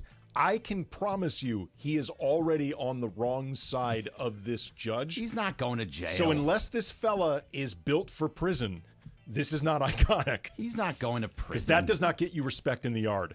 Ran out on the field. I mean, he's already got the nickname Red. Get it? Hey. Come on, if you know. Red was here. There's no dress code. There's no dress code for court, you know? Pretty sure there is. There kind of is. There kind of is. No, not for this guy. Yeah. Not for this guy. No, but I wouldn't show up in a jersey like that either. I think I would, show up and hoping the judge is a Reds fan too and he's going to cut me a break. But hey, if I have to go pick up trash for a little bit, sure. What do you think of Barry Larkin, Your Honor? And again, maybe he's 19. He doesn't know who Barry Larkin is. Maybe the judge is a Reds fan and is like, you got suit me. and a cap. Yeah. How about something that's not the thing you were wearing when you committed the crime? Right? Like if you robbed a bank wearing a Led Zeppelin t-shirt, don't show up to the bank robbery trial in a Led Zeppelin t-shirt. I'm not guilty. This is This is the no fun police in here. What's going on in here? By the way, side note, when this guy ran on the field, I'm sure he expected to get tackled. Yeah. Tased was a surprise. How great is he that was picture? not likely expecting tased. How great Don't go is on the that field. picture? That I'm looking right now. Yeah. That guy's not built for prison. But he also can't be snatched. All right, so he can be snatched in prison, Emily, a lot easier than you think. So yesterday, Tom Brady was honored as number 12, was retired by the New England Patriots, as well as they announced that there's plans to build a statue in honor of Tom Brady at the stadium. So that being said, I have had this opinion for a long time, and I think that you should not build a statue to somebody until they're gone, until they're passed. Because Deceased? Okay. Because you never know what's going to come out about this person. You never know what this person might do later on in their life. OJ, Joe Paterno. There are people that might have statues for them that you don't want those statues there long term. So my statement is, you should not build a statue of someone until they are dead. Berg, Factor Cap. Cap. There's plenty of statues outside of Crypto.com where the people are still very much alive. You don't know what they're going to do the rest of their life. Luke Robitaille has, Dustin Brown has it, Magic has it, Shaq has one. There's a bunch of people that have Kareem. Yeah, all these people are still alive. There's still statues there. Oscar De La Hoya. Well, then you're starting to get a little bit iffy there. But there's so many people out there. Just naming statues. There's plenty of statues out there that they're just fine. So, Cap. Sure. Andy? Cap. First, you want to make sure that the recipient of the statue, the person being honored, is able to actually enjoy the experience. Also, too, if you wait that long and say the person that you were debating whether or not to give a statue lives to like 80, 90, all the people who saw that person actually play, they're all dead too. So then all of a sudden you're putting up a statue that the majority of people walking by this building, they don't even know who this person is. Like the statue then starts not even making sense anymore. Right. Like you're going to a different demo. Yes. Okay, if you're telling me, so let's use me as an example. I didn't work here. I took my friend to the WNBA game this weekend. She knows nothing about the Lakers. She doesn't know who any of those people are. Kobe? Well, she might know Kobe. She knows Kobe, she knows Shaq. That's Magic? the only two people that she knows. She does not know Magic. So she doesn't know sports. So she knows Kobe and she knows Shaq because they were on commercials and they were part of life. And so it's about the same thing as if No, but there are way more older people who go by Crypt and know exactly who Magic is and Kareem. She hates old people. Never forget. No, it's Cap for two reasons. Number one, if your entire MO in life is to avoid making a mistake, you'll never do anything. Right. You're gonna miss on some stuff occasionally. Hopefully not giant stuff like you mentioned with Joe Paterno, but you're gonna make some mistakes. But you know what? Here's the problem, though. Even with the Joe Pa example, like why you would regret having the statue up. All the sickos, the Penn State sickos, they still want it up. They still want the statue up. Like they saw the wins. They object to the idea of taking down the Joe Pa statue. Here's the other part, right? So that's reason number one is there'd be nothing. They just but if they don't like the colors, it doesn't. The other part is just because they're dead doesn't mean they didn't do terrible things. That's true too. You know, just because somebody has died and somebody comes forward and says, you know, that guy did a thing to me, and we find out that it's true. Just because he's dead doesn't unring the terribleness. Or you might just be rewarding the people who did a better job hiding their bad deeds. Yes. Like, you know, there could be a statue up of somebody who's like a serial killer, and nobody knows because he never got kept caught. it under wraps. Yeah. Exactly. Jorge? Cap, you should be celebrated while you're still here. But help me out with something here. Technology is so advanced nowadays, right? Why can't we get the faces on these things right? You know what I mean? They're getting better. They're better. They're better. Great point. Getting There's better. so many of them that have terrible faces. Yes. I don't have an artistic bone in my body, so I don't know what the hell I'm talking about. I would imagine it's pretty damn hard, right? To make a face look like a human being out of iron or stone, that's got to be easy. Pretty challenging to do. If you're at the top of your craft, you should be able to do it. Maybe it works. not, because more don't look like them than do. People do it very well with tattoo guns. I know it's a little bit different. Or with clay, it's like not the iron. With clay, they do a good job with the clay. You know what though? Like wax museum statues often don't resemble the person. I think. I think those are I think really the more close. physical media you're involved with, the harder it becomes. The wax statues at the Look, it doesn't have to be on perfect. Hollywood. Oh no, they don't. No, they do not. The wax one is closer, but it's because it's closer, it looks less realistic Uncanny because Valley. it's just thank you. Exactly that. All right, I got one more for you guys. All right, so John Mulaney, funny guy, my favorite comedian, was asked, and he actually kind of had a little bit of a trial run. He hosted one award show this past year, but he was asked if he would host the Oscars. He said this, quote, "Oh, I bet. I mean, I like doing things, I bet. I'd be like, when is it? Do I have anything that night? How many months ahead of time? Am I scared?" So we were talking about what is a good job, what is a bad job. We're talking about the Lakers and Cavaliers, other things. Hosting the Oscars is a good job.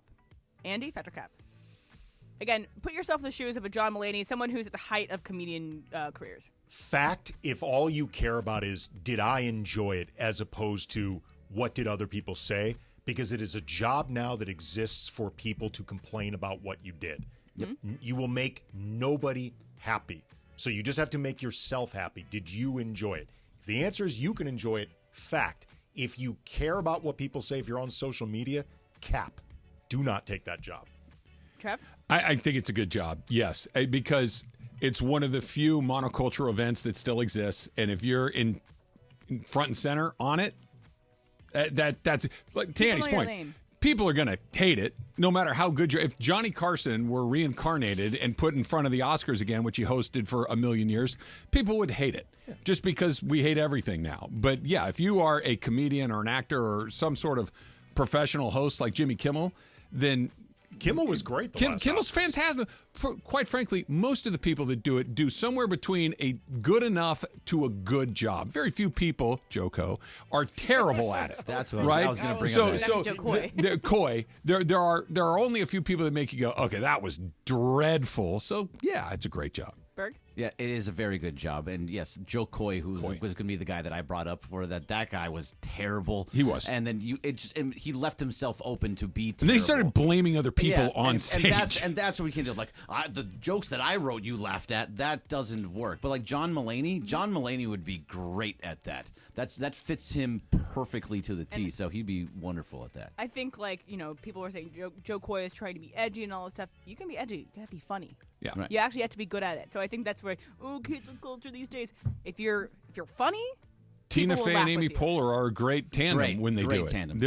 It's not easy to do, but there are people that are very good at it, and we still dislike it. You just have to get off social media if you're going to do it. Well, Joe Coy should have been not a problem. Very, very far away from social media. It also be to see somebody that we like the most people know. I didn't know who Joe Coy was until he did this. I'd heard his name, like I knew he was a person, but I was unfamiliar with him. I'm so sectioned off because he is selling out. He was selling out arenas before he hosted. Sure. So it's not like he was a nobody. But I didn't know who. I'm blanking. What did he host again? Golden Globes. Right. Yeah.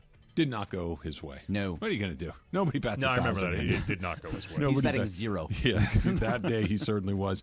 LeBron texted Dan Hurley this weekend. Let's guess what he might have said. It's coming up next. It's Travis Slee. And he's in for Slee on 710 ESPN. And here we go. This is your cue to call on a Ticket Thursday. Caller number 7 right now at 877-710-ESPN. You win a pair of tickets to see the legend, David Gilmour. Tuesday, October 29th at the Hollywood Bowl. Caller number 7 wins on a Ticket Thursday on 710 ESPN. Next.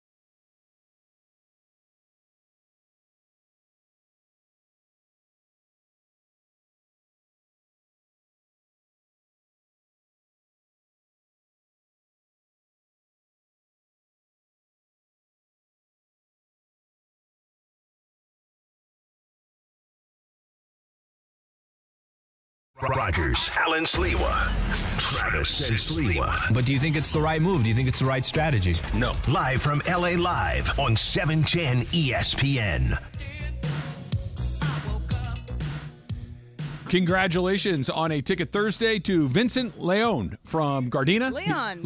Vincent Leon. Vicente Leon. Vincent Leon, right? Vinny Leon. Mr. Leon. You win, sir. You are from Gardena, and you are caller number 7, 877-710-ESPN, and you have won a pair of tickets to the Hollywood Bowl on October 29th to see David Gilmour. Keep listening all day for your chance to win on a ticket Thursday on 710 ESPN. And Vincent was on the phone with me. He told me that he's going to be at the Mandy's. Oh, awesome. And I told him to stop by. So you can still buy tickets to the Mandy's. Definitely sign up. We're about, a week and a couple days away? We're 8 days. Yeah, no worries at all. Right, Jorge? No worries. But I'm excited to see Vincent. I'm excited to see everybody there at the Mandy's next Saturday. So sign up. You can still buy tickets, I believe. Jorge, you and I know each other for a long time now. You are a very composed, chill dude. All right. As we get closer to this, does your anxiety level go up? Are you good? You in a good spot? You got your stuff buttoned up? I feel like I'm at a good spot now, but... What about next Thursday? What about a week from today? No, next Thursday I'll be like no nails, just to tell you that much. You strike me as somebody who can get a little wound up as closer to a big event. Depends what the event is. Okay. It depends how central is my role. How you many you people are you are integral to the operation of said event. Am I in my comfort zone? A little bit. It's not totally out of your comfort zone, but it's something that it's a big deal. If I am outside of my comfort zone, I will start to. Okay, years ago, like long time ago, like maybe a year or so after I graduated college, back when I was a theater major pursuing acting, I got involved with a theater group that they did a play at this small theater. It's called the Zephyr Theater. It's on Melrose, like near all the shops and stuff like that. And I got put in, I was an understudy, but I also got put in the booth, like, doing the dials and like sound and lights for this show. And that is not my thing. Like, I was never a tech theater person. That's not a thing that I do. Was this a technically difficult play, or is it just like raise the lights, raise down the lights? Not super technically difficult, but not easy. And in the meantime, if it's not your thing, it can be then it becomes even less easy. And also, this was very important, the booth itself was tiny. I mean, like really, really small. And it was often very dark in there, so you couldn't see. Yeah. So... like, I always had to be super conscious of not moving because I might hit something or whatever. And there was this moment. And by the way, this was the show that we were doing. It's called Rope. You can actually see the film adaptation. Hitchcock made it. It's a theatrical version of essentially the Leopold and Loeb story. Okay. And it's a period piece. And there was this really, really high tension moment in the play, like some big reveal. I must have moved and hit a button that played the radio, like the actual radio. So all of a sudden, in this high tension moment of a show set in, I believe, the 20s or 30s, right? 4 non-blondes starts cranking. Awesome. And there's like nothing I can do. I'm like trying What's going on? There is nothing I can do. That's amazing. And I can't find the button. You don't even know how you turned it on. I don't know how I turned it on, but it's pitch black in this booth. It was. That's amazing. How'd the song go again? I say, what's going on? Andy, you and I are quite at the harmonies. We have knocked it out. If there's room in the Mandy's to add a musical performance. Yeah. Yeah, right, Jorge? There's room. Acapella exclusively, though. We do not need a backing no musicians, band. No nothing. See, Andy, I don't know if this is just good fortune for you or you have like some sort of ulterior scheduling thing going on, but our good friends at Pizza Hut are here right now. Go ahead, set that down right here. Thank you very much. This is for me. Is that one for Andy over there? Yeah, we know you're on a health kick, so I am on a mission. Oh, we got a little thin crust. We got a little mushroom, olive, tomato, so some veggies. peppers. So this is an onion. Oh, this is going to be just absolutely perfect for me. What'd you get, Andy? This, I believe, is a Hawaiian, correct? Yes. Looks like a Hawaiian pizza. Medium thickness, I'm guessing. Okay. Andy, do you know that around Valentine's Day that Pizza Hut will have heart-shaped pizzas, but that they won't cut them? Ooh. Do you know why? Why? Because they don't serve broken hearts. Wow. That's amazing. Yeah. Right? These are the pieces. These are the deep Pizza Hut pulls that I can give you along the way. Father's Day is coming up. Happy early Father's Day to you, Andy, and you as well. Thank you very much, and Jorge, happy Father's Day to you. Graduation parties are all over the place. Carlo, of course, happy Father's Day to you as well, my friend. You can pre-order your Pizza Hut pizza for Father's Day. Yes, you can. Future orders can be placed up to a week in advance for both carryout and delivery. Here's how you do it. You go to pizzahut.com or the Pizza Hut app. You build your order, and at checkout under the Details tab, you click Schedule for Later. Then, of course, you select the date and time you'd like your order to be ready. You can place your order and celebrate. Great for Father's Day, great for graduation parties. It's the U.S. Open this weekend. Maybe you want to sit around and watch a little U.S. Open golf like I'm going to do. Not better way to do it than with a little Pizza Hut along the way. And use the code ESPNLA10 for $10 off your $40 order. And hold on, let me check my clock here. Yep, let's do something here so I can eat a piece of pizza. Let's make sure that that's going to happen, and then we're going to speculate on what LeBron and Dan Hurley texted each other. We got our snake draft. Andy's here, and Andy we likes love the snake draft. drafts. I like drafts. So yesterday, and it's actually this whole week, we've been celebrating some Steven Spielberg anniversaries of movies, and so we're gonna draft Steven Spielberg directed movies next. Okay, we're going to do that for sure. We're going to eat a little pizza. So we got a lot going on. It's all coming up at 7:10 ESPN.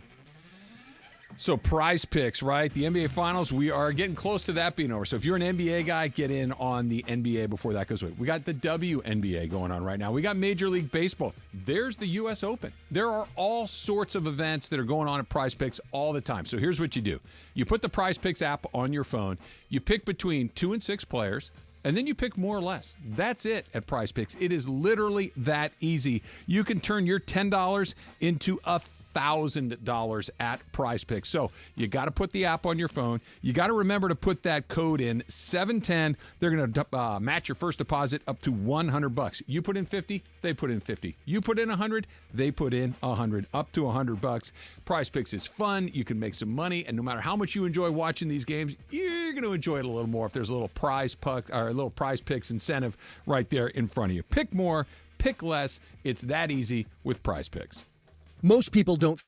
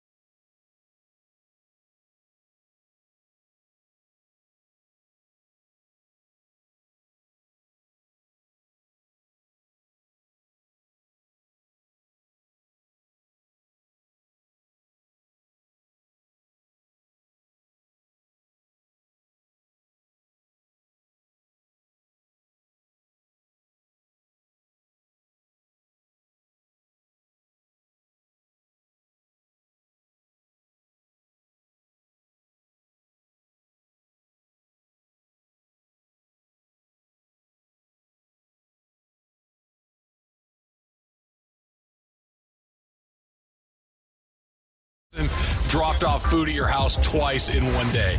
I don't. Great question. Travis and Sliwa on 710 ESPN.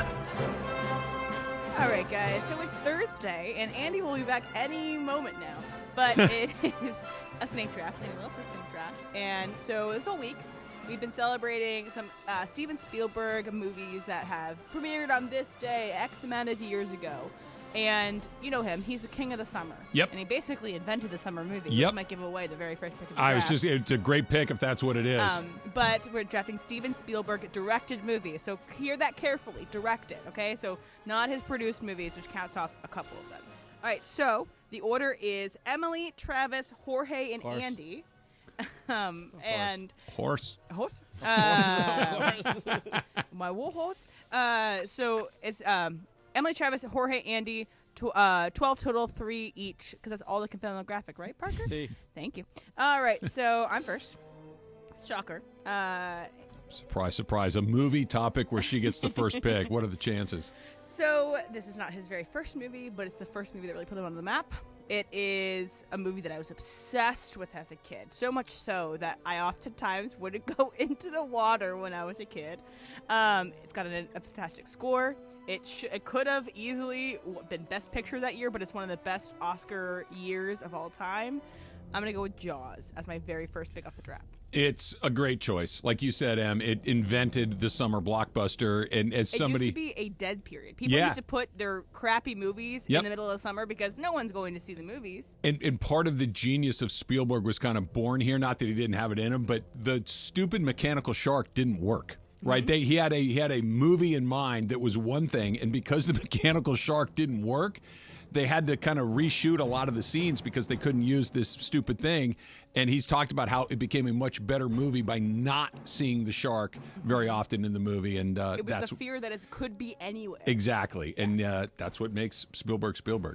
Yeah, Good and pick. it's off the coast of Massachusetts, and also there's been a lot more shark attacks this summer, so that's amazing, fantastic.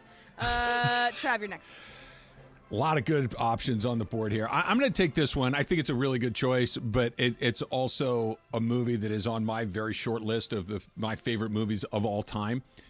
It's maybe. I'm sorry. Before you answer, yeah. Because of some of these movies are multiples, I will only allow you to pick one of the series. This does not fall into that category. Okay. Whoa. Just letting you know, if there is a multiple thing, I'm only allowing you to take one of the movies. I was going to take Jaws too. What's the one where he gets loose in SeaWorld? I think that was the third one. Yeah, pretty I'm sorry, crazy. Travis, go on. This movie is one of a very small handful of movies, and maybe it might be the only one that really stuck with me for a long time after I had seen it the first time, where I couldn't let go the idea of the movie, couldn't let go the themes that the movie was exploring. Saving Private Ryan. Yeah. And it was simply, could I have done that? That opening scene of that movie, when that boat is getting ready to hit the beach in France, and that, whatever it's called, that flap drops in front of the boat, and just ping, ping, ping, ping, ping, ping. They're all gone in an instant. You're on the next boat. You're on the next. Could you do it? Could you do that? Could you go into a situation like that, knowing that not only is possible, but quite frankly, maybe even likely, and the bravery and the courage it took to be one of those men, and that movie, I think, articulates that feeling better than anything I've ever seen. So that's my pick. And I joke about this all the time, but I'm so thankful for the men that did that because again, I couldn't do that. I don't know if anybody else in this room could do that, but I'm thankful for the people that were able to do that. And anniversary was last week. Yes. Jorge. Okay, so since we can take series, I'm gonna go with Jurassic Park. No, one movie of the series. Oh, Jurassic Park, the first one. I was gonna say. That's the only thing. You're sure you don't want the second one? I'm positive. You're positive. I want the first one. I'll go with Jurassic Park as my number one pick. And I've mentioned this before, but I think Jurassic Park, and I think it's the only movie that I've never heard anybody say that they didn't love. Yeah. Even like The Godfather, great movies out there that people will be like, oh, it's too long. Oh, it's this. Jurassic Park is a crowd pleaser all across the board, any generation, Jurassic Park. And I think I've told this story before. I remember reading an article or an interview with him where he said that he had been offered to make that movie for years and years and years and kept declining because the technology didn't exist for him to make the movie that he wanted, that he needed it to look a certain way. And then once the technology had caught up to the story, he made what is a classic. And then the ride at Universal Studios, you can kind of live it. It is a good ride. I haven't done it. It's often a very long line, but it's one of the few long ones that's worth I have to check it out. The wait. Sure. I am very excited. You get two. I did not expect to be in this good of a position drafting fourth. Yes. I get BFG. I did not expect this that early. That's a weird movie. Going Raiders of the Lost Ark. Great choice. Then E.T. Great choice. Dude. Two great choices. Yeah. Go about with the rest of your business, folks. I'm in incredible shape. These are two movies that require No explanation. Yep. The one thing I will say, though, about E.T.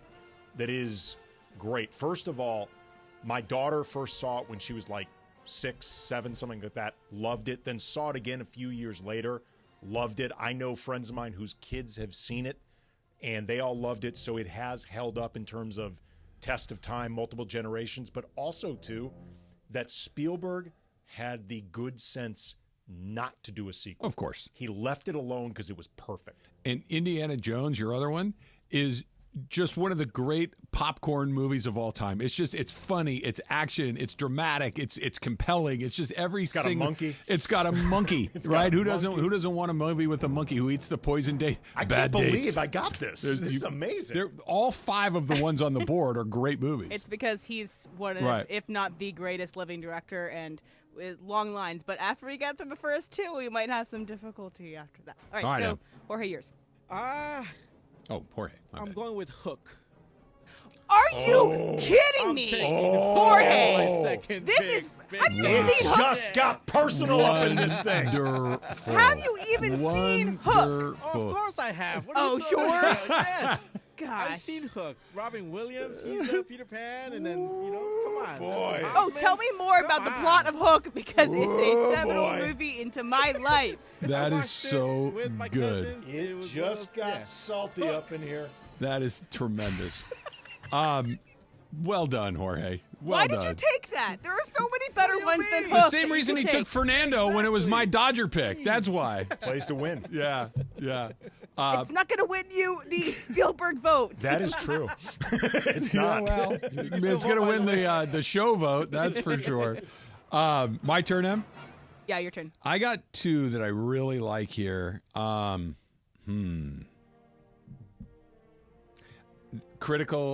Critically acclaimed. No, see, here's the problem. I already got something super serious on the board. I'm going to do it anyway. Schindler's List. Congrats. It's just, it's a good movie. I It's a know. good makeout movie. Apparently, Emily. Well, it is. If you watch an episode of Seinfeld, Yes, it is, that's right? what I'm referring Yeah, it's and see, my parents are at home. Her parents are at home. There's a lot going on. Schindler's List. It's an important movie to watch. You kind of have to watch it, but you don't really want to watch it again. I remember they did a screening of Schindler's List at USC. That's where I first saw it.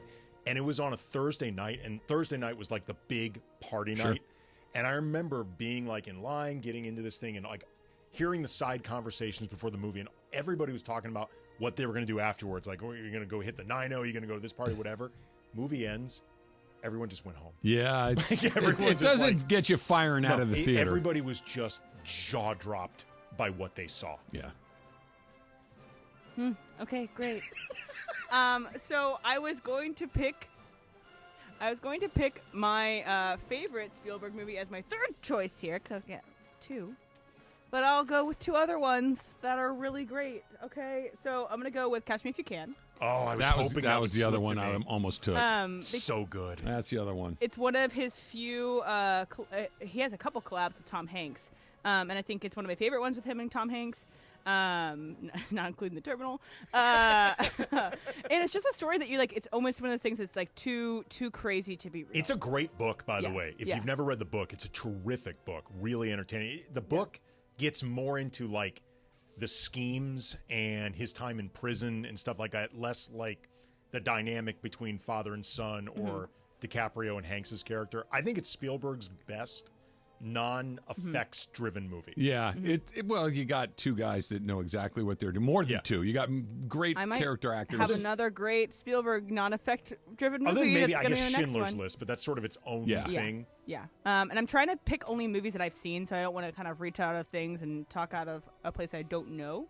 So, okay. Why not taking always? I was also thinking of maybe trying to offer up a trade deal for Hook, but I like my 2, and I don't want to lose them. Not a so chance. I'm going to go with Lincoln. Lincoln's my last Good choice. movie. I think Lincoln's fantastic movie, one of the great Daniel Day-Lewis performances. It's 9 hours long too, right? It's very long. But it's really good. It doesn't drag. I've seen it. I watched it in school, and I took American history, and I took a lot of Civil War classes when I was in college. And it was my professor who studied Civil War very closely. He just talked about how accurate Lincoln was, how deeply interesting it was, and so I'm going to go with Lincoln as my third choice, and I'm disappointed. All right, Travis. All right, this is of my era. I think is where I got to go for this last one. It's again, it's fairly serious, but not nearly as serious as the first two that I picked. And I'll give you a clue. Do, do, do, do, do. Close Encounters of the Third Kind. And again, like a lot of these, just a classic score to go along with it that elevates it completely. It's one of his earlier movies too. Yep. So again, you see I'm sorry if someone's going to take this later on, but The Fabelmans, you see how that was written and how you see spots of Close Encounters and how that led into everything else, and also how it related to his relationship with his family and everything. Great movie. All right, Jorge, your last pick. Okay, just because. Actually, you don't get another one. No, just because I like to stick with somebody that has a raza in it. Diego Luna is in the terminal. So I'm going to go with the terminal because the raza's represented. Oh, my gosh. You're picking the terminal? I love it. You picked Jurassic Park, by Hook, the way, and the terminal. By the way, put the picture of Diego Luna from the terminal in my graphic. No. Parker, don't tell please, Parker bro. what to do. Awesome. I only tell Parker what to do. Perfect. All right, Andy. I crushed this thing, man. Minority Report. Yeah. Really fun is Tom good. Cruise movie. I haven't seen it because I hate Tom Cruise. It's fun. It's a lot of fun. I mean, I like Tom Cruise, but the movie itself is a lot of fun. It's a fun concept. That was back, by the way, too, when the idea of touchscreen computers, Yep. like press your finger on something, everything pops up. Like that was mind-blowing at the time. It's a great movie. Other than The Terminal, these are all good movies. Okay, there are two very recent ones that didn't make on the list, but I do think if we did this again in 10 years, they should make it on the list. But I really liked his version of West Side Story. And I know it came out at a weird time. It came out in 2020, and it also starred someone who was in the middle of an own PR crisis itself. But his version of West Side Story is fantastic, and it's one of the best movie musicals I've ever seen. And it's a gangster story, by the way. And also The Fabelmans. The Fabelmans is a really great movie. Did he direct Super 8? No, right? No. He might have only produced it. I think it was JJ Abrams. Yes, it was Okay. JJ No, the Abrams. reason the terminal sticks to me because look, the guy Tom Hanks, he knows construction like the raza. He knows how to fix that fountain or whatever he fixed like the raza. Like when Diego Luna's in it, he falls in love with this. Come on, it's just. Jorge, a perfect I like movie. your picks. Hey, I think the I Terminal. if I get a vote, I'm voting for yours. Are you kidding me? Just because of that. Because I'm voting for that reaction more than anything I did else. rent The Terminal many times on Redbox for some reason. I was obsessed with The Terminal There as a you kid. go. So you basically picked my movies. I love it. I love it. This is my favorite day. This is my favorite day. It's a good topic, and they're great movies, but that Emily is as flustered as she is over this is making my day. I was just so set. I was gonna have my three as Jaws, Catch Me If You Can, and Hook, and I was gonna be like, this is a great set of three. We got two of the three. Two of the three. It's pretty good. What are you going to do? I got love Swift, I got Fernando. I got Yeah, you got Swift, Fernando, and Hook. That's the. You just got to draft whenever we come up with something where. What's the guy that's Sedale Threet is I was available? Say, you gotta, draft Eddie Jones. Eddie Jones Drafted is Selena before I could have gotten to you. There you go. We're doing it next. LeBron and Dan Hurley apparently were texting over the weekend. I'd love to. Somebody hack that conversation. I would love to know what was going on in there. That's next. It's Travis Slee. Andy's in for Slee on 710 ESPN.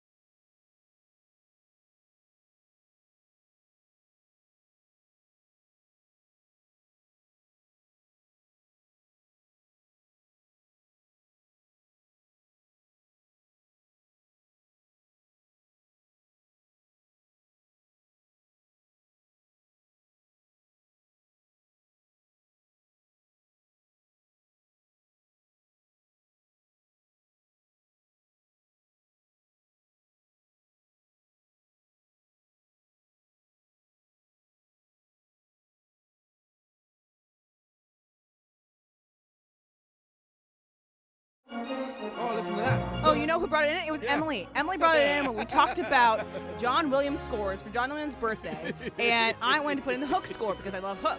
And then you take them. You know what I have the power of doing when you do that? Oh, you're not talking anymore. Well, if you instead of rigging it the way that you did, Emily, you have to put yourself either take it first where you wanted it. But that would have been a terrible number one overall. Well, this is where you left yourself open. It was a good second for me. If you were first, Jorge, let me put it differently. If you were ahead of Emily, would you have taken it with your first selection? Hook, absolutely. Okay, so then you needed to take it. You knew I wasn't going to take it. You knew Andy wasn't going to take it. I had no idea. He would have never taken Hook. I had no idea the Hook hive was this strong. For her, it is.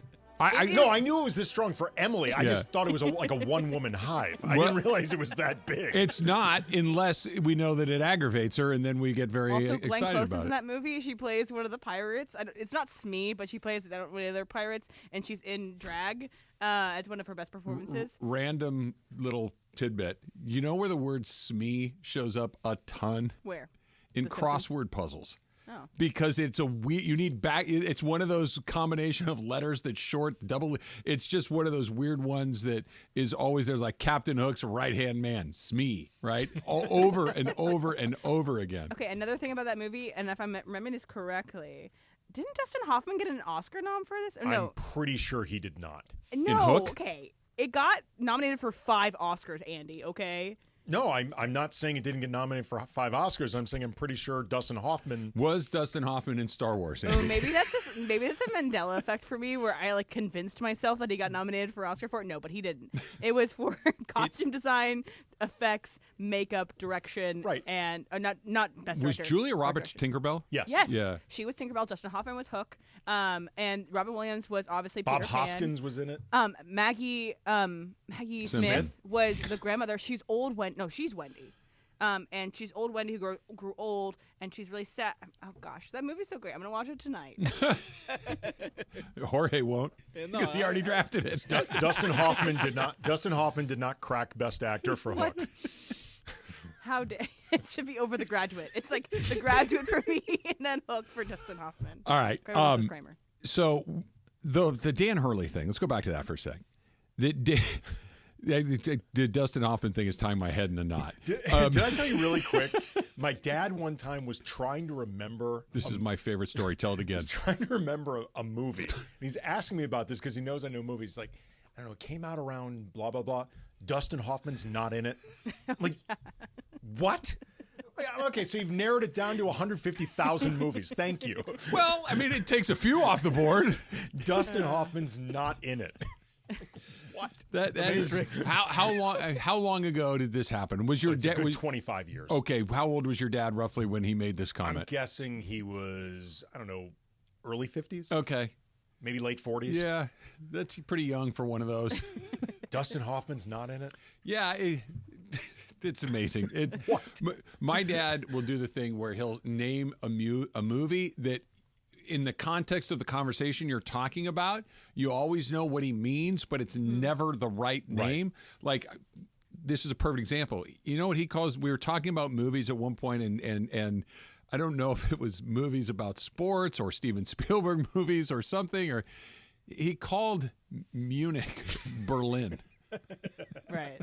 And it's just like, and everybody like, no, Dad, it's actually Munich. And he calls the Mexican food chain Baja Fresh Salsa Breeze. Oh, wow. And it's like, it works. It's just close. Like if you sat around and said, come up with a thing for Baja Fresh that's not even close to Baja Fresh, but you know exactly what I'm talking about, you'd land on Salsa Breeze. Yeah, it's not a terrible name for a place. No, it's not. I would go to Salsa Breeze. I would absolutely go to Salsa Breeze. My dad is a golf fan. My dad is a basketball fan. And to this day, it's Tiger Wood. No S. And Colby Bryant, like the cheese. Colby. Got it. Wow. And I'm pretty sure he knows, and now he leads into it. There are people named Colby. Like I had a yeah. It's not that it's not a name. But Kobe Bryant's pretty famous. Particularly here. Yeah. Tiger Woods is a well-known individual. Yeah. Tiger Wood. Hey, did you see Tiger Wood today? Yeah, Dad. Multiple Tiger Woods. What's crazy about that is with both, like, especially with Tiger, you don't even need the last name. You can just say Tiger. Tiger Wood. What, did you see what Tiger hit? Well, you're going to have to tell me which Tiger. Yeah. Tiger Williams, the old hockey guy from the L.A. Kings. So I know we were talking about Dan Hurley earlier today, but he also was on with Colin Cowherd earlier this morning, and he talked about how LeBron had texted him over this past weekend. So you know, He texted Dan Hurley, not Colin Cowherd. Sorry. Okay, yeah. Dan Hurley. So Dan Hurley had gotten texts from LeBron James over the weekend, and you know how LeBron was saying that he's not involved in the coaching decisions. But what Dan Hurley said was that they talked about ball, they talked about game, and he was kind of a little starstruck. But this is what stuck out to me about what Dan Hurley said. He says that LeBron said, if he was in L.A., I'd have his support. So saying if LeBron was in L.A., LeBron would have he would have Dan's support. He would support Dan because LeBron is an impending free agent. Is that where the if lies? Yes, that's where the if lies. Which I thought is interesting. But in general, that LeBron was texting Dan over the weekend a couple times, and they just talked about basketball, and he's a little starstruck. But that if LeBron was in L.A. In other words, if I come back to the team, you will have my full support. Okay. Yes. Right. Okay. Right. Got it. Yes. Okay. I believe that to be true, but I just fail to conjure a situation where LeBron's not on the Lakers next year. I understand that it's theoretically possible, but practically, I don't see him playing for anybody else next season. I really don't. So, but what's interesting to me is a couple of things in addition to that. Number one, I'm not involved in the coaching search, but yet because the timeline here matters a great deal. The timeline, Dan Hurley rejected the offer on Monday, correct? Believe so, yeah. Okay. The most recent weekend was prior to that. So they're communicating, but I don't have anything to do with this coaching conversation. Well, that's blown up. Well, like a lot of things, it's all semantics. Is LeBron giving Rob Pelinka a list of demands? You have to hire this coach, right. Or you do not he's but not the semantics are on their end, Andy. To my point is because I'm with you. They're saying he's not involved because he didn't list a piece of paper with 9 things on it that they wanted him to check their boxes. But the idea that his voice is not being heard or his input is not being considered or quite frankly his thumb being placed on the scale on one side or the other isn't ultimately because, put it to you this way, just in its most basic form, the Lakers land on a coach, Coach X. And this is our guy. We didn't talk to LeBron. LeBron didn't have anything to do with us. And they say, hey, the courtesy of you being who you are, we want to let you know that we're going to introduce Coach X as our next head coach in a couple of days. And he goes, really? I'm not feeling that at all. Guess what? Guess who doesn't get hired? That coach. Of course he has input. What is happening? Do I think that there has been direct daily conversations between Pelinka and LeBron, or Pelinka and AD, for that matter, where LeBron and AD are dictating terms saying you must hire X? No, I don't think that's happening. Do I think through even indirect back channeling, they have an idea of would LeBron or AD, because you only have to go to the same guy, Rich Paul, to find out about both. Yep. Would LeBron or AD be good with Coach X? If the answer is yes, then you're fine. It doesn't have to be that's their first choice. What it can't be is hell no. Right. Like, when people talked about, I remember there were reports when Hurley was the thing, when Lakers were in pursuit of Hurley, that AD has no relationship with Dan Hurley. I didn't care about that. Yeah. Because I will give the Lakers front office enough credit, enough trust, that they at least have found out, would Anthony Davis hate the idea of being coached by Dan Hurley? Right. As long as the answer to that is not yes, AD hates the idea of being coached by Dan Hurley, then it's fine. It just can't be we're hiring somebody that you are dead set against. Doesn't have to be the first choice, but it can't be the last choice. And then there's this component of it as well. He came out. He met with the Lakers. They talked, and he at least through a text conversation got to talk to the most important player, or at least one of the two most important players, and he still said no. That to me is, if I would imagine LeBron James's pitch, if there was a pitch, or just, hey, look, if you make the decision to come here, and I decide to stay with you, you have my complete and utter buy-in. That's pretty darn powerful. That is a pretty good pitch. That is a pretty good, thing to have in the pro column when it comes to making this decision. And yet it still was no. And put it together with what we heard earlier, where he went on with Levitard and said that, well, of course there's a number that would get you to leave a place. Everybody's got that number. And this wasn't it, that we decided to stay for a variety of different reasons. You stack all of these things up, and it really does feel like he wanted to. Want is maybe the wrong word. He seriously considered this as an option for his next career move. And yet they're still looking for a coach. The whole thing just keeps adding up to, where did it break down? I think the offer was a big deal.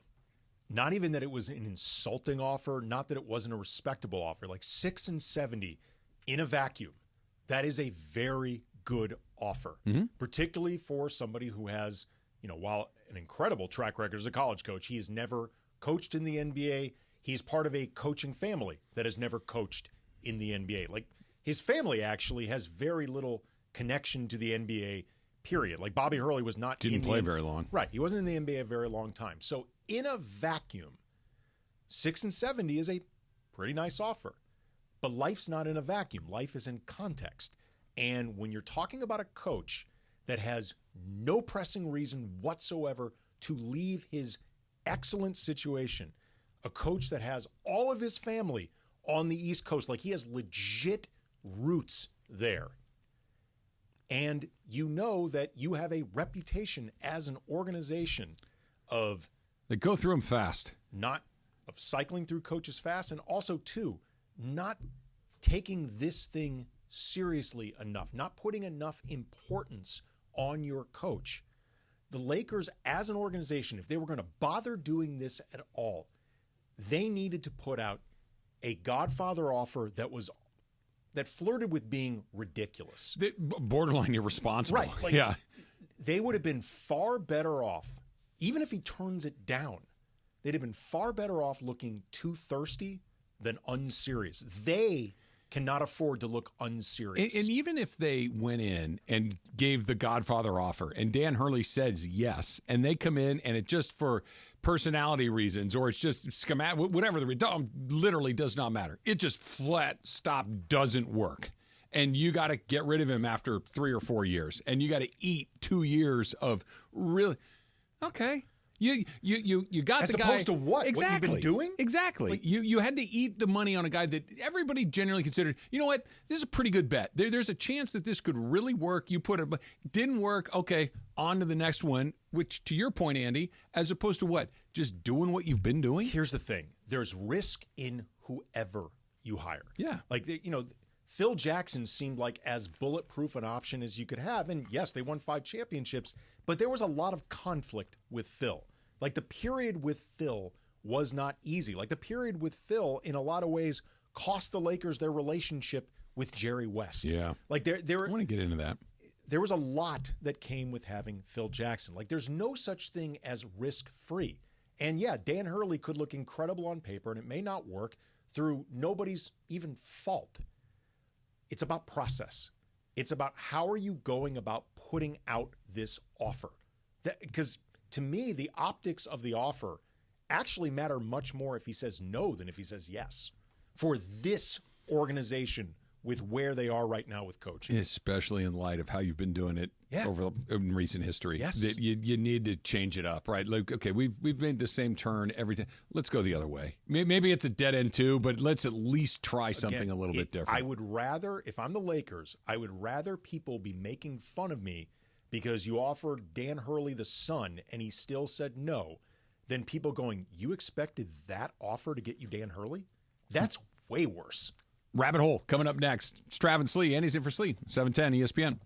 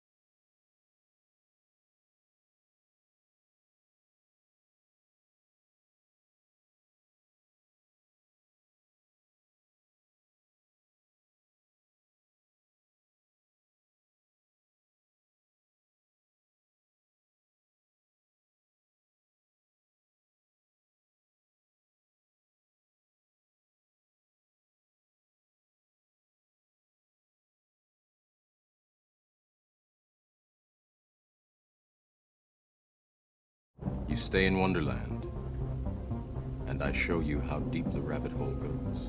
There's no earthly way of knowing He's singing. which direction we are going. Nothing can possibly go wrong. And nothing can go wrong for Christian Paz, who just won. So Christian Paz from LA, who was caller number 7 at 877-710-ESPN, won a pair of tickets to the Hollywood Bowl on Tuesday, October 29th to see David Gilmour. So keep listening all day for your chance to win a ticket on a Ticket Thursday on 710 ESPN. By the way, in a week, I will be at the Hollywood Bowl, and I'm Who you super seeing? excited. I'm seeing Noah Khan. Okay. I don't know if me and Mace are going to the same show or not, but he's also seeing How many Noah nights Khan. is he playing? 2 nights. Okay. 2 sold-out nights. I'm really excited for Impressive. him. I'm happy for Noah because he blew up. I'm really happy for his success. Are you doing this the night before the Mandy's? 2 nights before the Mandy's. 2 nights before So the Mandy's. here's the thing. My best friend of all time, she lives in Wyoming. She's coming this week because she has off for the Juneteenth, and so when we want to see Noah Khan, and then she's going to come with me to the Mandy's. Oh, she's your plus one? I haven't seen her in 2 years, Excellent. like in person, so I'm excited. She looks exactly like me. Has You've seen she, a picture uh, of her because Andy, she looks exactly like me. Your sisters all look like you, too. So does a girl down in the Starbucks at 6 o'clock this morning. Don't ask me, Jorge. She has seen Hook. We watched it together because we're best friends. I'm the Book of Mormon, but for the Book of Hook. And I knock on everyone's door and say, "Have you seen this That good is book?" very specific. That is really, really specific. Have you considered taking Hook into your life? Have you considered the musical genius of John Williams mixed with the fantastical world of Peter Pan might be just what you need? Maybe. Andy, what is your rabbit hole? Okay, so I'm always thinking about different stuff that I enjoyed that I can show my daughter.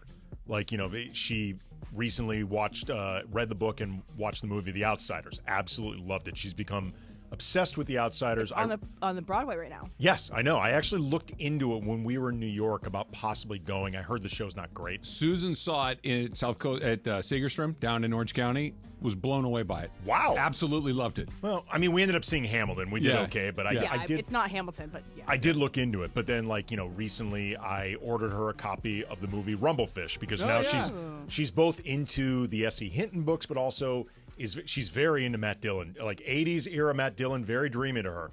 Yeah, sure. Has she seen Stand By Me? She has, I think, seen Stand By Me. Yeah, but I started thinking about other stuff, and I thought about the show Freaks and Geeks. Oh, yeah. Because it's set in high school. Like, the kids are a little bit older than her. And I love the show, but I was trying to remember, like, okay, is it truly age appropriate? Is it okay for a 13? She's 14? 13. 13? I watched the pilot episode for probably the first time maybe 5-6 years. I ended up over the course of 3 or 4 days watching all 18 episodes. Yeah. That show, I knew it at the time, but I was reminded it is incredible. It is perfection. It's funny you say that, Andy. I saw it. I don't know what platform it's on, but it's on one of them. It's on Hulu right now. And I saw it in the queue. I'm like, oh God, I haven't seen that in forever.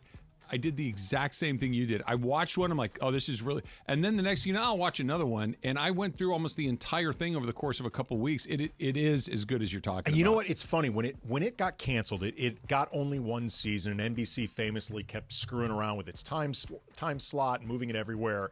I think undercutting its success.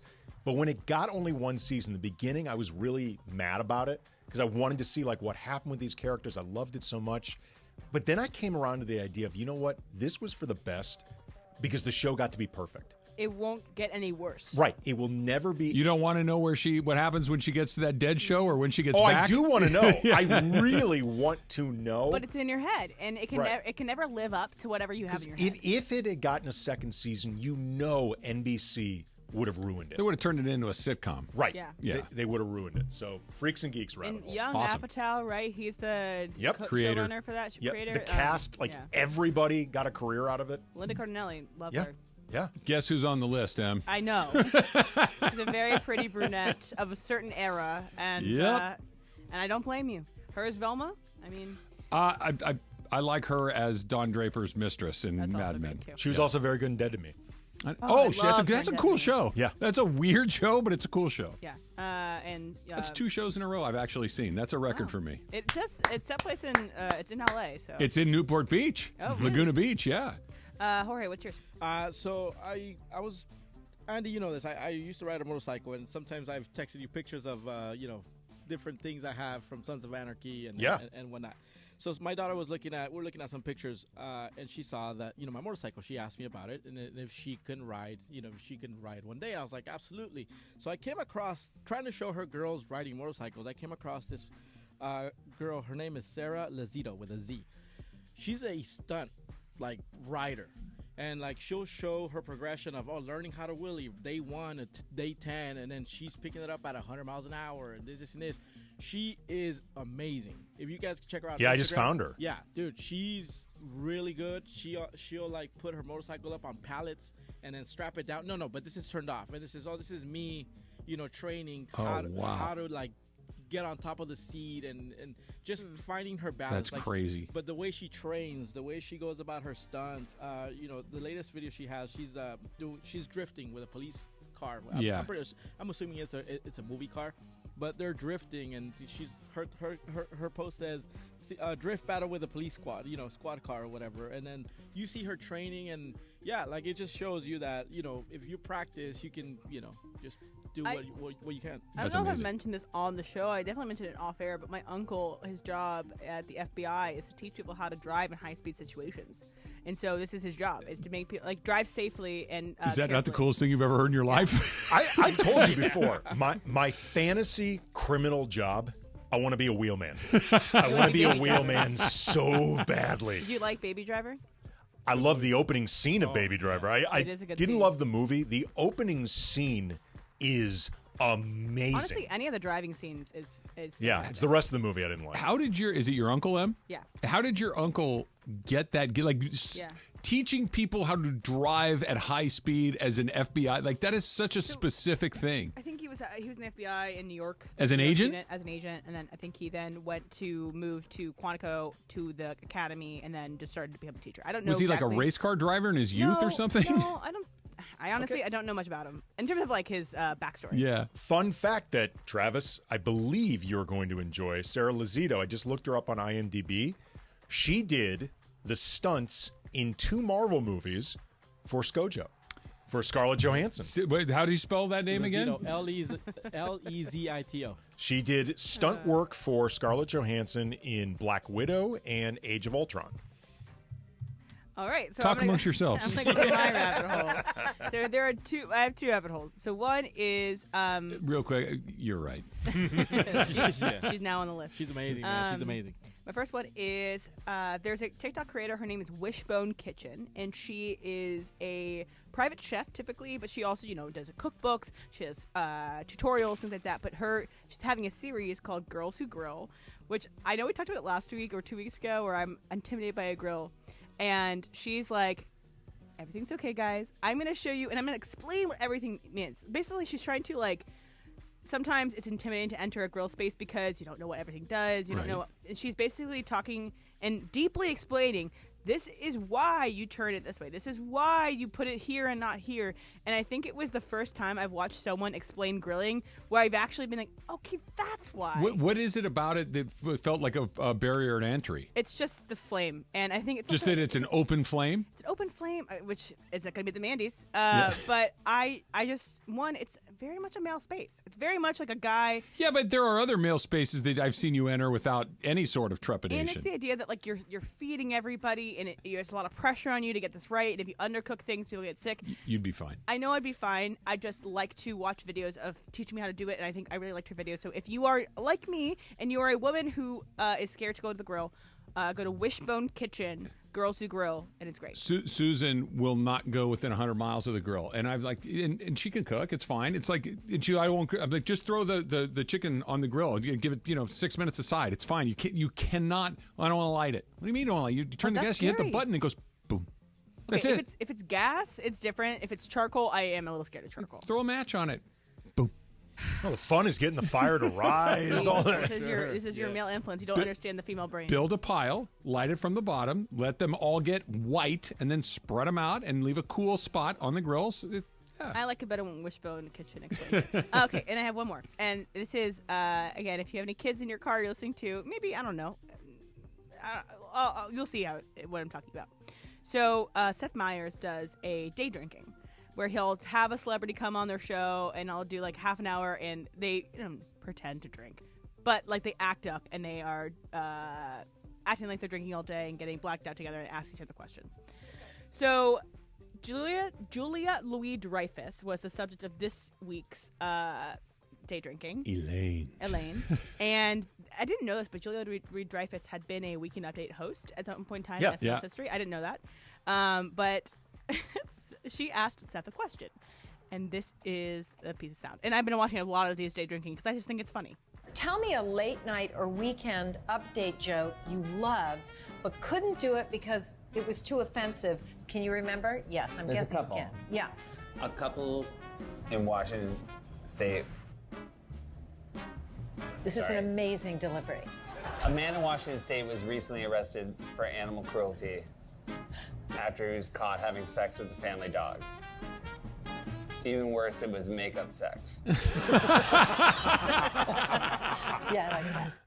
So anyway, it gets into this spot where day drinking, where they do kind of off-color jokes. They're more loose.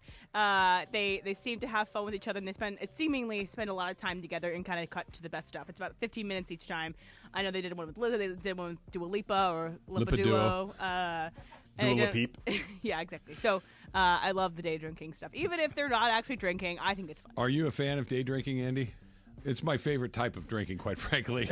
Yeah, we should go. Yeah, sold. Used to be when I had more disposable hours and less smaller people to drive around. Yeah, no, I'm not talking about like fall down in the gutter at 2:30 in the afternoon, but just a couple of beers on a Saturday, maybe late morning, early afternoon, that turn into a few more in the early evening, that turns into a few more in the late night. That's a good day right there. That's just drinking. That's not even day drinking. You shifted that into night drinking. Like they say, you can't be drunk all day if you don't drink in the morning. I believe that's in scripture somewhere. The Dump, Super Crosstalk coming up next. It's Trav and Slee, 710 ESPN.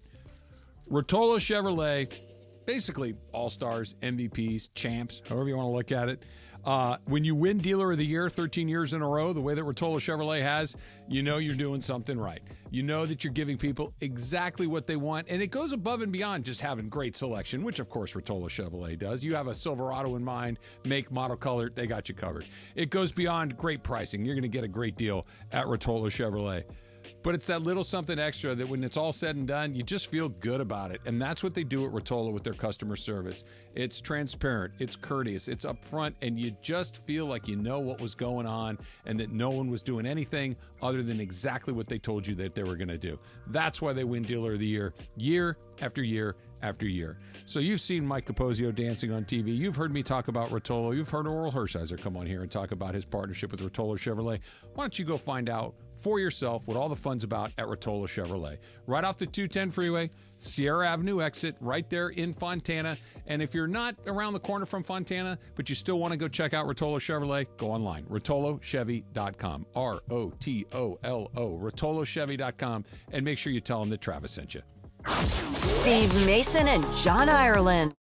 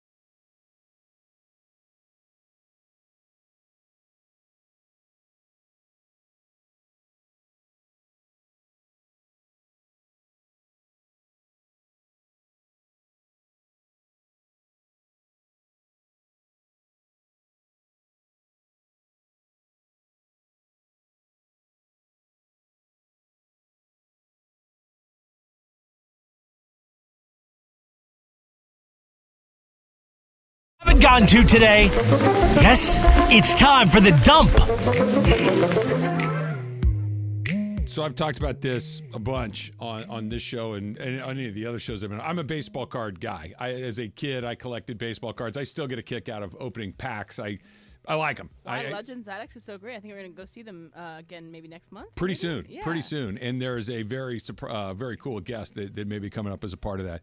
Mace, actually, I know is a baseball card person as well. We were talking about that off the air one day.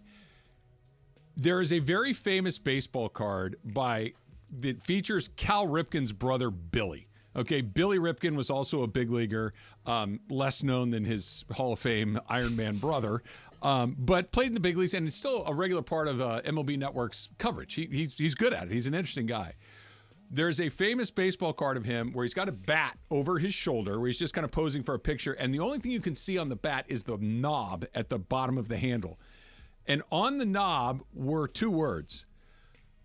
One was the F word, that F word, and the other one was face. It said F word face, and it didn't get caught. It went into production, and many of these things went out, and kids are opening packs of cards. It's like 1984 or 5 with F face printed on the card.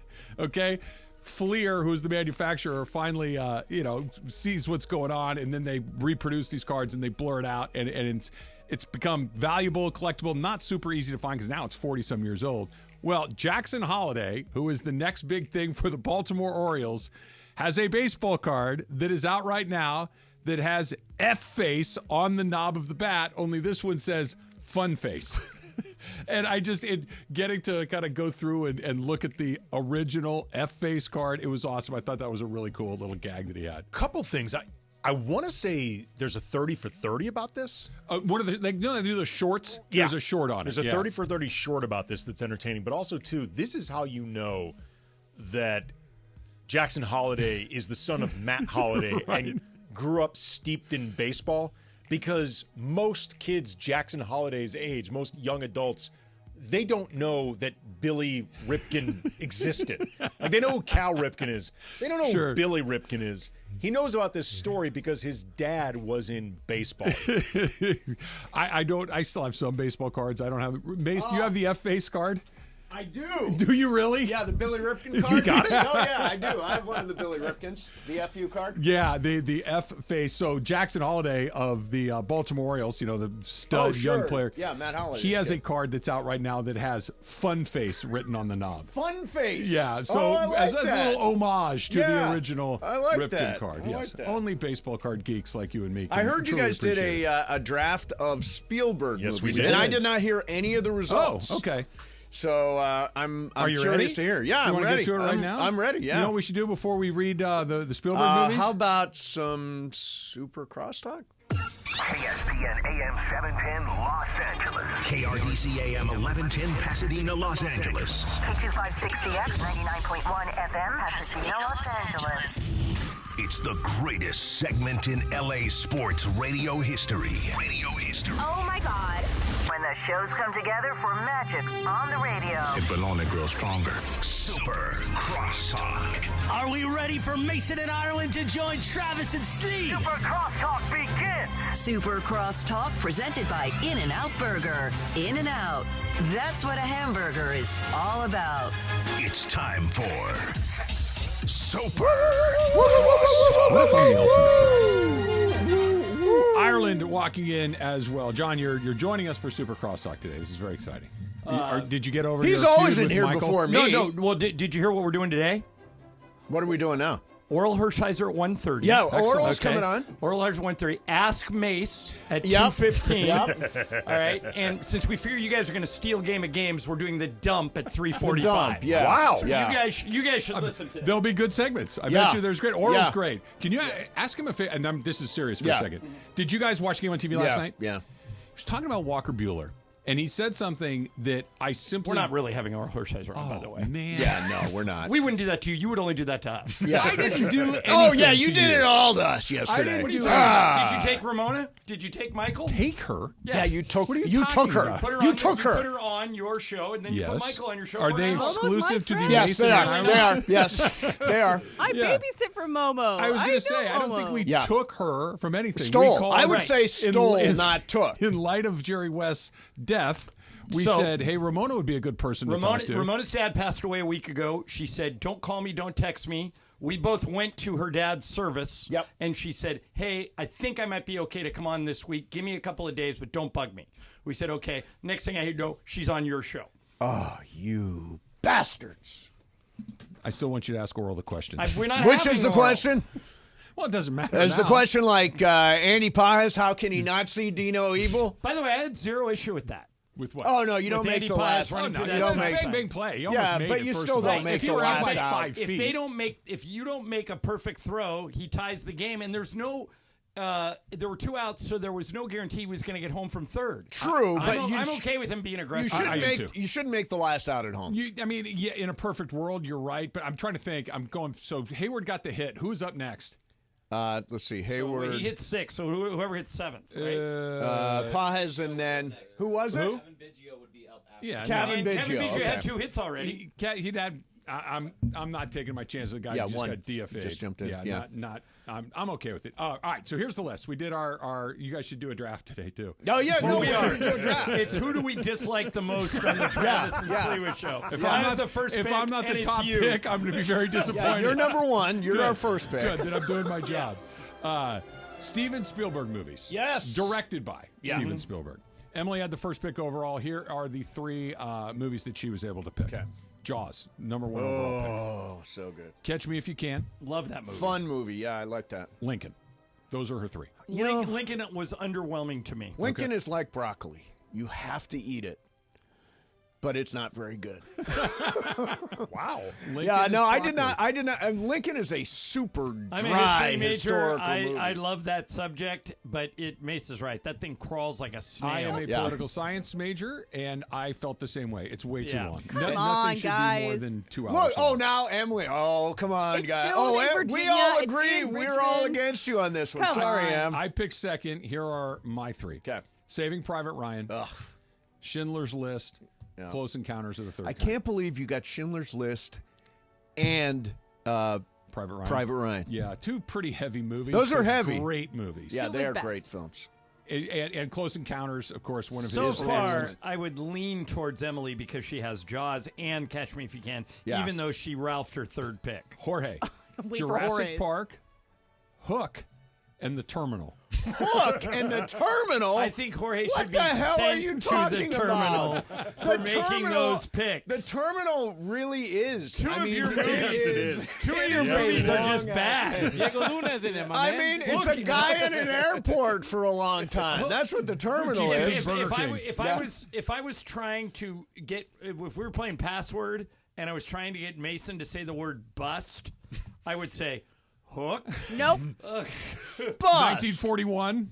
Another bust of 1941 Spielberg. was a big bust. Wait, yeah. did Ishtar, someone- Waterworld. No, he didn't do Ishtar. No, I'm just talking bust. Did now. he do 1941? Yes, he did. Yeah, he did. That's that was when his second Aykroyd movie. and Belushi screwed up the roles. They should have played the opposite role that they Oh, played. you're thinking of Neighbors, I think. Is that what it is? I think you're thinking of 1941 is Neighbors. the one where the Ferris wheel goes rolling down Isn't the pier that into Aykroyd the and ocean. Belushi though? 1941. I think It is, but I think you're thinking of Neighbors, though. As Where far they as just flip-flop the flipping roles. up. I think you got. Wasn't 1941 his second movie after Jaws, or his first movie after bombed Jaws? spectacular. Like Yes. there was, it set off like a period where Spielberg was in a little bit of jail. Like he had some issues. I think E.T. came after that and Raiders, but like 1941 set him back. You know, the one thing about Spielberg is, and like we're seeing this with Francis Ford Coppola, who made, like some of the greatest films of he all had time. Two movies in 1 year nominated for Best Best Picture. Godfather Conversation 2. and exactly. That was, that's how good he was. But directors generally have short careers. They're like comets. Where you have a bunch of really good movies and then it goes away. Like Francis Ford Coppola, I guess his new one that he spent all his own money on, Megalopolis, I'm interested to see, but it's apparently just batshit nuts. I'm interested to see. Whoa. Sorry. I got you. You know what? You know what isn't? Oops. A bust in the Hebel household was Hook. Hook is one of my favorite movies of all time. Little Julia Roberts on flying Rotten around. Tomatoes and tell me what the critic score is.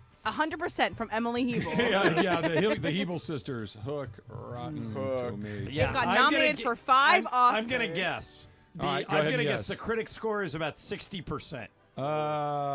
You're a little high. You're way high. No, boo. What is it? 29%. 29%. What's the audience score? 76%. 76%. Yeah. Julia Roberts voted a lot. A beautiful It's like kids the Mandy's. movie. It's about how to trust in yourself, how to believe in yourself. Robin Williams is fantastic. Dustin Hoffman should have gotten an Oscar for it. Can I ask a question that's, Yeah. I think, Sold. fairly important to Sold. why you feel the way you do? How old were you when you kind of fell in love with this movie? 6. Okay. Okay, see? Yeah. Have you seen it since you were 6? I see it gonna see every it tonight. year. I see it every year around my birthday. And okay, also another thing. This is a very popular movie at my grandmother's house. It was a very good connection to my grandmother. Me and her watched it together Okay, all the well, time. there's a bunch of other stuff that makes it an interesting movie, even though it's terrible. It's amazing. It has a great score. Here is Andy's Spielberg Andy, selections. yes. Indiana Jones. Can't go wrong there. E.T. Oh, can't go wrong there. Minority Report. That's Minority Report's a good really movie. strong. I think Andy just Really usurped strong. Emily. Yeah. That's a good list. Yeah. Minority Report is an Minority excellent Report's fun. movie. Yeah. It's a fun movie. What's the top of your list? Not the but just one, the best. So, describe exactly what you're trying to get from me. The one that best you or the enjoyed one I the enjoy most? the most? The one that you enjoyed the most. Jaws. Yeah. Yeah, Jaws is the one I enjoyed the most. Jaws was a life-changing movie for me. I saw it think it was twice. for everybody. Saw it twice in 24 hours. I was a kid. And I was like, oh, I got it. I went with the reasons, and then the next time I'm like, Mom, you got to go see this. We want to see it. Changed my relationship to the ocean forever. I can't go in the ocean without thinking there's a shark there. So I went with 12 of my friends, and we were all beach kids. We went to the beach every day back then. And we walked out of there, and we promised each other the next day we were going to meet at 10 o'clock in the morning and swim out to the buoys so we would not develop the fear of the ocean that Mason developed, and we did it. We all swam out there, and we all survived. The shark phobia is real. I had it like you did as well. But again, I grew up. And you know what I hate? Go to the I beach. hate those drone shots where they go over the And you can you can see see 'em under all the the surf. sharks Oh, right yeah, there. And there are surfers so close to sharks. I'm like, there's no way I'm going out. And then orcas, don't even get me started on the orcas. They're mad. Those things will take down a ship, is what they're going to do. They're taking out Do we have boats. orcas? There was a Ireland, have you ever seen an orca off of California? No, I've seen one at SeaWorld. Yeah, no, they are I scary. say there was more drone stuff of them right off the Dana Point Harbor not that You're long ago. absolutely right. There Yeah, were. there were, and they're terrifying. Yeah, they're really terrifying. scary. Probably meaner than sharks. Scariest scene in all of Jaws is not when the shark is lurking or in the shadows or any of that. When Richard Dreyfuss's character drops into the water, right, and he's looking at that damaged boat, and that guy's head floats into the opening. That was it wasn't even the shark. Talk about that a screwed jump. me up. That was a huge oh jump. Oh my God! You just see this dead head With, like, float into the shot. Gummy eyes Yes. floating. Oh yeah, What a that's horribly crazy. run town too. Yeah. Although I tell you what, like the local politics got in the way of public safety. the in that town. the scariest thing about Jaws to me was that opening sequence With the where girl. she swims out Yeah. and you never see the shark. And you know, one of the reasons you never see the shark, girl who's skinny dipping. Yeah, exactly. The one reason you don't is because the shark wasn't really working. The machine. Bruce the shark wasn't working, so they had to work around the shark a lot. But it works to the film's advantage because it's in your imagination. It's very similar to another Spielberg movie, Raiders of the Lost Ark, the classic scene where Indiana Jones encounters the guy flipping the sword around and he just shoots him. Yeah. The reason was Harrison Ford was sick the day of that shooting, like under the weather, and wasn't up for what they had choreographed. So they just did that. And that Well, ended no, up- I read a story about this just yesterday. This must be going around because it's the anniversary of the movie. That Harrison Ford said to Spielberg, "Why don't I just shoot the guy?" Yeah. And then the guy goes through all his motions and bang, gone. That's awesome. Yeah. Do you have one that's not Jaws, Ireland? I like to Catch Me If You Can more than other people did. It's a great movie. Oh, it's great. And, because that's based on a true story, and I thought that was really interesting. Yeah. Based on. Did they deviate from the true story? embellished No, it's not even that so much. I don't know. There must be a lot of Spielberg stuff in the universe right now. I saw something that even the guys, Abagnale? Frank Abagnale. Right. Yeah. Eventually went to work for the FBI. That a lot of that stuff, including some of that stuff, was also fabricated. Well, I know I saw him in an interview on a late night talk show, and he did go to work for the FBI and told he was on the TV show What's My Line? Yeah. And he said basically I help him identify forged checks. Yes, but I think that his role in all of this He's like a serial exaggerator. Or liar is Or another liar, word. yeah. Liar. Yeah. So we'll A fabulist. I call that a fabulist. Is that what we're calling it? Yeah. Like Cappy's a fabulist. Cappy's He's a telling fabulist. stories that are sort of based on truth, but they're There's a not really nugget. the truth. There's a kernel of truth. Correct. All right. When should I start to freak out about Walker Buehler? He's not very. Well, he gave up the home run last night, but otherwise he was He's not in trouble terrible. all night. He wiggled off. The hook a He few wiggled times. off. Yeah, but I mean, I just think it's going to take a little bit of time. 1-4, 464, 7 starts. Yeah, that's not very good. Let's see where he is in August. Right? Is that the goal? That's what I think. Let's see. You have to have him. Let's see if he can re-find what he had. By the way, Kershaw apparently is now looking. I read yesterday looking at July I'm as opposed to optimistic for that. August. I really am. His problem has never been getting guys out. His problem is getting guys out after about 60 or 70 innings. Right. The first 60 or 70 innings, he is absolutely He's really good. electric. Yeah, All-Star last year. So JJ Redick, the coach by the weekend. Yes. Assuming the Celtics finish it off tomorrow night. Yes. I have been told. Yes. Don't assume that. Well, the last time you said slow your roll on Danny Hurley, you were right. I have now been told the same about JJ Redick. Really? Well, they haven't even interviewed him yet officially. I am told just don't do what you two just did and say it's JJ Redick and it'll happen by the weekend. That I will look Then it'll be foolish JJ if I Redick do not that. by the weekend, or it may be somebody else. The gist of it was it will be someone else. Really? Yeah. I can't. So wait to listen not to your show. JJ Redick. I'm not saying JJ Redick won't get the job. Yeah. He very well could. But you're saying that somebody else. I'm saying that there are others. There are others others that we've heard floated out there so far. I don't know. That's as far as I went. Whatever they do. You don't know any of the names of the others? I do not. Whatever they do, I just hope they stretch out this process. Well, I'm going to longer. go full Shams. I think it's JJ. They're zeroing in? Yes, Is that- zeroing I in. forget, there was zeroing in, and there was making a aggressive long-term offer. Yes, These are correct. the two things that Those we've are the had two. so I mean, far, the Woj tweet, by the way, about that Redick was getting interviewed this weekend, even that was caging. He's like, the expectation is if he He'll does be well, the front runner. No, not the front runner. He would be at the forefront. He would be at the forefront, not the front runner. Like there's so What's the much difference between forefront and front runner? other folks around the front.